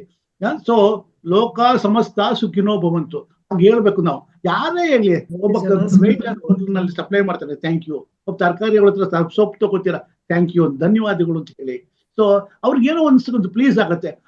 ಅವ್ರು ಏನ್ ಮಾಡ್ತಾರೆ ಗೊತ್ತಾ, ಸಂತೋಷ ಪಡ್ತಾರೆ. They blesses. ಆ ಬ್ಲೆಸ್ಸಿಂಗ್ಸೇ ನಮ್ಗೆ ಪ್ಲಸ್ ಪಾಯಿಂಟ್. ಒಬ್ಬ ಬಡವನಿಗೆ ಏನಾದ್ರು ಕೊಟ್ವಿ ಅಂತಂದ್ರೆ, ದಾನ ಮಾಡಿದ್ರೆ ಆ ದಾನ ಮಾಡಿದ್ದು ನಮ್ಗೆ ಪ್ಲಸ್ ಪಾಯಿಂಟ್. ಅವ್ನು ಹೇಳ್ತಾನೆ, ಅಪ್ಪ ಪುಣ್ಯಾತ್ಮ ನೋಡಿ, ನಮ್ಗೆ ಇವತ್ತು 10 ರೂಪಾಯಿ ಕೊಟ್ಟ, ತುಂಬಾ ಕಷ್ಟದಲ್ಲಿದ್ದೆ. 10 ರೂಪಾಯಿ ನಮ್ಗೆ ಲೆಕ್ಕ ಇಲ್ಲದೆ ಇರ್ಬೋದು ನಮ್ಮ ಸಂಪಾದನೆಯಲ್ಲಿ, ಆದ್ರೆ ಲೆಕ್ಕ ಇರ್ಬೋದು ಇಲ್ಲದೆ ಇರ್ಬೋದು, ಆದ್ರೆ ನಾವು ಕೊಟ್ಟಾಗ ಅವ್ನು ಎಷ್ಟು ಖುಷಿ ಪಡ್ತಾನೆ ಅಂತಂದ್ರೆ ಸಾಕು, ಸಂತೋಷ. ಆ ತೃಪ್ತಿ ಮುಂದೆ ಏನು ಇರೋದಿಲ್ಲ. ಅವತ್ತಿನ ಜೀವನ ಒಂದು ಕಳೆದು ಬಿಡ್ತು. ನಾಳೆ ಬೇರೆ ಅವ್ನಿಗೆ. ನಮಗ್ ನಾಳೆ ಜೀವನದ ಬಗ್ಗೆ ಯೋಚನೆ ಮಾಡ್ತಿರ್ತೀವಿ, ಅವ್ನು ಇವತ್ತಿನ ಜೀವನಕ್ಕೆ ಮಾತ್ರ ನೋಡ್ತಿರ್ತಾನೆ. ಇದೆಲ್ಲ ನೋಡಿದಾಗ ನಾವು ಜೀವನದಲ್ಲಿ ಸಾಧಿಸ್ಬೇಕಾಗಿದ್ದು ಇಷ್ಟೇನೆ. ಏನು ಅಂದ್ರೆ, ನಮ್ಮ ಕೈ ಭಗವಂತ ನಮಗೆ ಕೊಟ್ಟಿರೋದ್ರಲ್ಲಿ ಸ್ವಲ್ಪ ಅವ್ರಿಗೂ ವಿನಿಯೋಗ ಮಾಡೋಣ, ಮಿಕ್ಕಿದ್ದನ್ನು ನಾವು ಉಪಯೋಗಿಸ್ಕೊಳ್ಳೋಣ. ಧ್ಯಾನ ಮಾರ್ಗದಲ್ಲಿ ನಮ್ಮ ಸಾಧನೆ ಹತ್ತ ಹೋಗೋಣ. ಮಿಕ್ಕಿದ ಎಲ್ಲಾ ಭಾವಬಂಧನಗಳನ್ನ ಬಿಡಿಸ್ಕೋತಾ ಹೋಗೋಣ. ಅಂತಂದ್ರೆ ಎಲ್ಲ ಬಿಟ್ಬಿಟ್ಟು ನಾವು ಕಾಡಿಗೆ ಹೋಗೋದ್ ಬೇಕಾಗಿಲ್ಲ, ಮನೆಯಲ್ಲೇ ಮಾಡ್ಕೋಬಹುದು, ಮನೆಯಲ್ಲೇ ಸಾಧನೆ ಮಾಡ್ಕೋಬಹುದು ಅನ್ನೋದನ್ನ ಹೇಳಿ ಓವರ್ ಮಾಲಿನಿ ರಾವ್, ನಮಸ್ಕಾರಮ್ಮ. ಸರ್, ಇಲ್ಲ, ಅದ್ಭುತವಾಗಿತ್ತು ನಿಜವಾಗ್ಲೂ. ಇವತ್ತಿನ ಚರ್ಚೆ, ಅಭಿಪ್ರಾಯಗಳು, ನಮ್ಮ ಅನಿಸಿಕೆಗಳು ಎಲ್ಲವನ್ನು ನಾವು ಹಂಚ್ಕೊಂಡಿದ್ದೀವಿ. ತುಂಬಾನೇ ಸಂತೋಷ ಆಯ್ತು. ಎಲ್ಲ ಆತ್ಮ ಬಂಧುಗಳನ್ನ ಸುಮಾರು ದಿನಗಳ ನಂತರ ನಾನು ಬಂದಿದ್ದೀನಿ ಇವತ್ತು. ತುಂಬಾನೇ ಖುಷಿ ಆಯ್ತು ಸರ್. ಸತ್ಯೇಂದ್ರ ಸರ್, ಮತ್ತೆ ನೋಡಿ, ಒಂದು 10 ದಿನಗಳ ಕಾಲ ನಾನು ಇರ್ಲಿಲ್ಲ. ಎಲ್ಲವನ್ನು ನೀವು, ಯಶೋಧ ಮೇಡಮ್ ಅವರು, ನೀವೆಲ್ಲರೂ ನಿಭಾಯಿಸಿದ್ರಿ ಅಂತ ತುಂಬಾ ಸಂತೋಷದಿಂದ ಮತ್ತೊಮ್ಮೆ ಹೇಳ್ತಾ ಇದ್ದೀನಿ. ನಿಮ್ಮೆಲ್ರಿಗೂ ಪ್ರೀತಿಯ ಚಪ್ಪಾಳೆ ನನ್ನ ಕಡೆಯಿಂದ. ಹಾಗೆ ಇಲ್ಲಿ ಹೊಸದಾಗಿ ಬಂದಿರುವಂತ ಸಾಕಷ್ಟು ಜನ ಆತ್ಮ ಬಂಧುಗಳು ಇದ್ದೀರಿ. ನಿಮ್ಮ ಒಂದು ಅನಿಸಿಕೆಗಳನ್ನ ದಯವಿಟ್ಟು ದಿನವೂ ವಿಡಿಯೋಗಳನ್ನ ಆನ್ ಮಾಡೋದ್ರ ಮೂಲಕ, ನೀವು ಮಾತಾಡೋದ್ರ ಮೂಲಕ ಹಂಚ್ಕೊಳ್ಳಿ ಅಂತ ಹೇಳ್ತೀನಿ. ಇಂಥ ಒಳ್ಳೆಯ ಆರೋಗ್ಯಕರವಾದ ಒಂದು ಚರ್ಚೆ ನಮಗೆ ಬೇಕೇ ಬೇಕಾಗತ್ತೆ. ಈ ಜ್ಞಾನವನ್ನ ಹೆಚ್ಚಿಸ್ಕೊಳ್ಳೋದ್ರ ಜೊತೆಗೆ, ಹಂಚೋದ್ರ ಜೊತೆಗೆ, ನಾವೆಲ್ಲ ಧ್ಯಾನಿಗಳಾಗೋದ್ರ ಜೊತೆಗೆ ದಿನವನ್ನ ಕಲಿಯೋಣ. ಮತ್ತೆ ದಿನವೂ ಸಾಕಷ್ಟು ವಿಷಯಗಳನ್ನ ಪಡ್ಕೊಳ್ಳೋ ಅಂತ ಪ್ರಯತ್ನ ಮಾಡೋಣ. ಎಲ್ಲ ಧ್ಯಾನವನ್ನ ಸರಿಯಾಗಿ ಅರ್ಥ ಮಾಡಿಕೊಂಡು ನಮ್ಮ ಕರ್ಮಗಳನ್ನ ಸರಿಯಾದ ರೀತಿಯಲ್ಲಿ ಅನುಭವಿಸ್ತಾ ಎಲ್ಲರೂ ಸುಖಿಯಾಗೋಣ, ಅಂದ್ರೆ ಆತ್ಮಾವಲೋಕವನ್ನ ಹೊಂದೋಣ ಅಂತ ಹೇಳ್ತಾ ಇವತ್ತಿನ ಕಾರ್ಯಕ್ರಮವನ್ನ ಸಂಪನ್ನಗೊಳಿಸ್ತಿದ್ದೇನೆ. ನಿಮ್ಮೆಲ್ಲರಿಗೂ ಪ್ರೀತಿಪೂರ್ವಕವಾದ ಧನ್ಯವಾದ.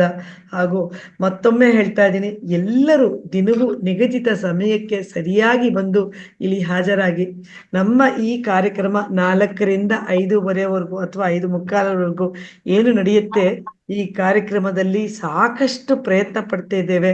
ನಾವೆಲ್ಲರೂ ಒಂದಷ್ಟು ಜನ ನಾವೆಲ್ಲರೂ ಒಟ್ಟಾಗಿ ಸೇರಿ ಒಂದಷ್ಟು ಆರೋಗ್ಯಕರವಾದ ಚರ್ಚೆಗಳನ್ನ ನಾವಿಲ್ಲಿ ಮಾಡಬೇಕು.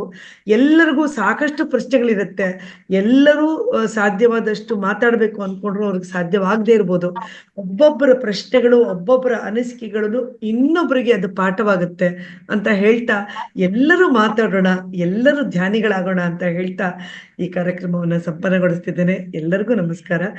ಸತ್ಯೇಂದ್ರ ಸರ್, ನೀವೇ ಈ ಕಾರ್ಯಕ್ರಮವನ್ನ ಕಂಪ್ಲೀಟ್ ಮಾಡ್ಬೇಕು, ಯಾಕಂದ್ರೆ ನೀವೇ ಹೋಸ್ಟ್ ಆಗಿದ್ದೀರಿ ಇವಾಗ.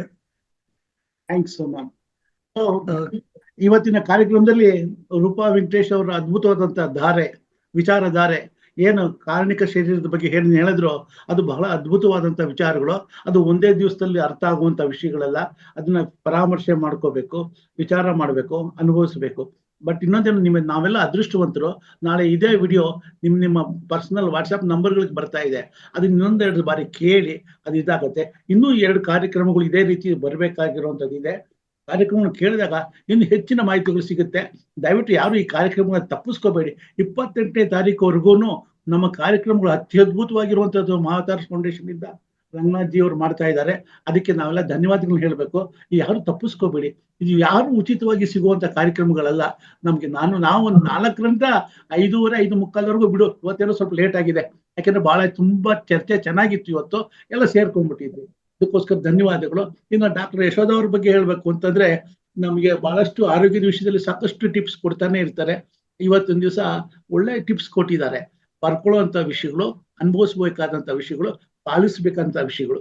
ಅವರಿಗೆ ನಮ್ಮ ಹೃತ್ಪೂರ್ವಕವಾದಂತಹ ಧನ್ಯವಾದಗಳು. ಅವರು ನಮ್ಮ ಜೊತೆ ನಮ್ಮಲ್ಲೇ ಇರೋದ್ರಿಂದ. ಆದ್ರೂ ನಾವು ಥ್ಯಾಂಕ್ಸ್ ಹೇಳ್ಬೇಕು ಅಂತ ಹೇಳಿದೀವಲ್ಲ, ಅದಕ್ಕೆ ಅವ್ರಿಗೆ thanks. Thank you so much, sir. ಧನ್ಯವಾದ. I am blessed. ನಮಸ್ಕಾರ. ಒರಿಜಿನಲ್ ಹೋಸ್ಟ್ ಬಂದಿದ್ದಾರೆ. ಅವರಿಗೆ ನಾನು ಹ್ಯಾಂಡ್ ಓವರ್ ಮಾಡ್ತಾ ಇದ್ದೇನೆ. ಮುಂದಿನ ದಿವಸಗಳಲ್ಲಿ ಈ ಇವತ್ತಿನ ಕಾರ್ಯಕ್ರಮ ಸಂಪನ್ನಗೊಳಿಸಲಾಗ್ತಾ ಇದೆ. ಆದ್ರೆ ಇನ್ನೊಂದು ವಿಷಯ, ನಾಳೆ ಮರಿಬೇಡಿ, ಬನ್ರಿ. ಆಮೇಲೆ ಇನ್ನೊಂದು ಏನು ಅಂದ್ರೆ, ಶನಿವಾರದ ದಿವಸ ಯಾರು ಮರಿಬೇಡಿ. ಶನಿವಾರ ವಿಶೇಷವಾದಂತ ಕಾರ್ಯಕ್ರಮ. ಏನಪ್ಪಾ ಅದು? ಯೋಗ ಮತ್ತು ಪ್ರಾಣಾಯಾಮದ ಬಗ್ಗೆ ಶಿವಕುಮಾರ್, ನುರಿತ ಒಂದು ತಜ್ಞರು ಇದ್ದಾರೆ, ಶಿವಕುಮಾರ್ ಅಂತ. ಅವರು ನಮಗೆಲ್ಲ ಹೇಳ್ಕೊಡ್ತಾರೆ. ವಿಷಯಗಳು ತಿಳ್ಕೊಳ್ಳೋಣ, ಸಣ್ಣ ಸಣ್ಣ ವಿಷಯಗಳನ್ನ ಅರ್ಥ ಮಾಡ್ಕೊಳ್ಳೋಣ. ಅದರಿಂದ ಈಸಿಯಾಗಿ ನಮ್ಮ ಜೀವನದಲ್ಲಿ ಏನೋ ಒಂದು ಒಳ್ಳೇದಾಗುತ್ತೆ ಅಂದಾಗ ನಾವ್ ಯಾಕೆ ಫಾಲೋ ಮಾಡಬಾರ್ದು? ಏನಂತೀರಾ ರೇವಣಪ್ಪನವ್ರೆ? Super, sir. ಮತ್ತೊಮ್ಮೆ ಮೇಡಮ್ ನಾನು ಸ್ವಲ್ಪ ಲಾಸ್ಟಿಗೆ ಧನ್ಯವಾದಗಳ ರೂಪದಲ್ಲಿ ರೂಪಾ ಮೇಡಮ್ಗೆ, ಮಾಲಿನಿ ಮೇಡಮ್ಗೆ, ಇನ್ನೇ ಹುಡುಗ ಅವರೆಲ್ಲಾ ದಾನಿಗಳಿಗೂ ಹೃತ್ಪೂರ್ವಕವಾದಂತ ಧನ್ಯವಾದಗಳನ್ನ ಹೇಳಕ್ ಬಯಸ್ತೀನಿ. ಅದರಲ್ಲೂ ನಾನು ಇದುವರೆಗೆ ಕೇಳಿರ್ಲಿಲ್ಲ ಪಾಠ. ರೂಪಾ ಮೇಡಮ್ ಭಾರಿ ಅದ್ಭುತವಾಗಿ ಆಳವಾಗಿ ಹೇಳ್ತಾರೆ, ತಿಳಿದಂತವ್ರು. ಅದು ಇನ್ನೂ ನಮ್ಮಂತವ್ರಿಗೆ ಬೇಕು ಅನ್ಸ್ತಾ ಇದೆ. ಯಾಕಂದ್ರೆ ನಾವಿನ್ನು LKG ನಲ್ಲಿ ಇದ್ದೇವೆ. ಸೊ ಹಾಗಾಗಿ ನಮ್ಮನ್ನ LKG ಇಂದ ಅವರು SSLC ಮಾಡ್ತಾರೋ ಅಥವಾ ಡಿಗ್ರಿ ಮಾಡ್ತಾರೋ ಅದು ಅವ್ರಿಗೆ ಬಿಟ್ಟಿರೋದು. ಸೊ ಹಾಗಾಗಿ ಅವ್ರಿಗೆ ಮತ್ತು ಎಲ್ಲರಿಗೂ ಧನ್ಯವಾದಗಳು ಸರ್. ಧನ್ಯವಾದಗಳು. Thank you sir. ಇಲ್ಲಿ ಒಂದೇ ಒಂದು ನಾನು ಮಾತಾಡಕ್ ಇಷ್ಟಪಡ್ತೀನಿ ಸರ್. ನಾವ್ ಯಾರು LKG ನಲ್ಲೂ ಇಲ್ಲ, PhD ಕಲಿಬೇಕಾಗೂ ಇಲ್ಲ ಸರ್. ಬೇರೆಯವ್ರು ನಮ್ಮನ್ನ ಮಾಡ್ಬೇಕಾಗಿಲ್ಲ ಸರ್. ನಾವೆಲ್ಲರೂ ನಮಗೋಸ್ಕರ ನಮ್ಮನ್ನ ನಾವು ಎಲ್ಲ ತಿಳ್ಕೊಳ್ತಾ ಮುಂದೆ ಹೋಗೋಣ ಅನ್ನೋದು ನನ್ನ ಭಾವನೆ. ಗೊತ್ತಿಲ್ಲ ಇದು ಏನಂತೀರೋ ನೀವು ಇದಕ್ಕೆ, ನನಗೆ ಗೊತ್ತಿಲ್ಲ. ನನ್ನ ಭಾವನೆ ಇಷ್ಟೇ ಸರ್. ನಮ್ಮನ್ನ ನಾವು ಅರಿಯುವಂತ ಪ್ರಯತ್ನ ದಿನೇ ಆಗ್ಬೇಕು. ಅದಕ್ಕೆ ಈ ಧ್ಯಾನ ನಮಗ್ ಸಹಾಯ ಮಾಡ್ತಿದೆ. ಧ್ಯಾನಿಗಳಾಗಿ ನಿರಂತರವಾಗಿ ನಾವು ಹೋಗೋದ್ರಿಂದ ಒಂದಷ್ಟು ನಾವು ಕಂಡ್ಕೋತೇವೆ ಅಂತ ಹೇಳ್ತಾ ಈ ಕಾರ್ಯಕ್ರಮವನ್ನ ಸಂಪನ್ನಗೊಳಿಸೋಣ. ಎಲ್ಲರಿಗೂ ತುಂಬ ಹೃದಯದ ಧನ್ಯವಾದಗಳು. ಮಗದೊಮ್ಮೆ ಹೇಳ್ತಾ ಇದ್ದೀನಿ, ನಾಳೆಯಿಂದ ದಯವಿಟ್ಟು ನಿಗದಿತ ಸಮಯಕ್ಕೆ ಸರಿಯಾಗಿ ಬನ್ನಿ. ಯಾರು ತಪ್ಪಿಸ್ಕೊಳ್ಳೋದು ಬೇಡ. ಮೊದ್ಲೇನೆ ನಾವಿಷ್ಟೇ ಜನ ಇರಬೇಕು, ಅಷ್ಟೇ ಜನ ಇರಬೇಕು ಅಂತ ನಾ ಹೇಳೋದಿಲ್ಲ. ಎಷ್ಟು ಜನ ಇದ್ರೂ ಕೂಡ ಕರೆಕ್ಟಾಗೆ ನಾಳೆ ಶುರುವಾಗತ್ತೆ ಕಾರ್ಯಕ್ರಮ ನಾಳೆಯಿಂದ. ಆಯ್ತಾ? ಎಲ್ಲರೂ ಬನ್ನಿ ಅಂತ ಹೇಳ್ತಾ ನಮಸ್ಕಾರ ಎಲ್ಲರಿಗೂ. Thank you so much. Thank you all. Thank you, madam. Thank you, madam.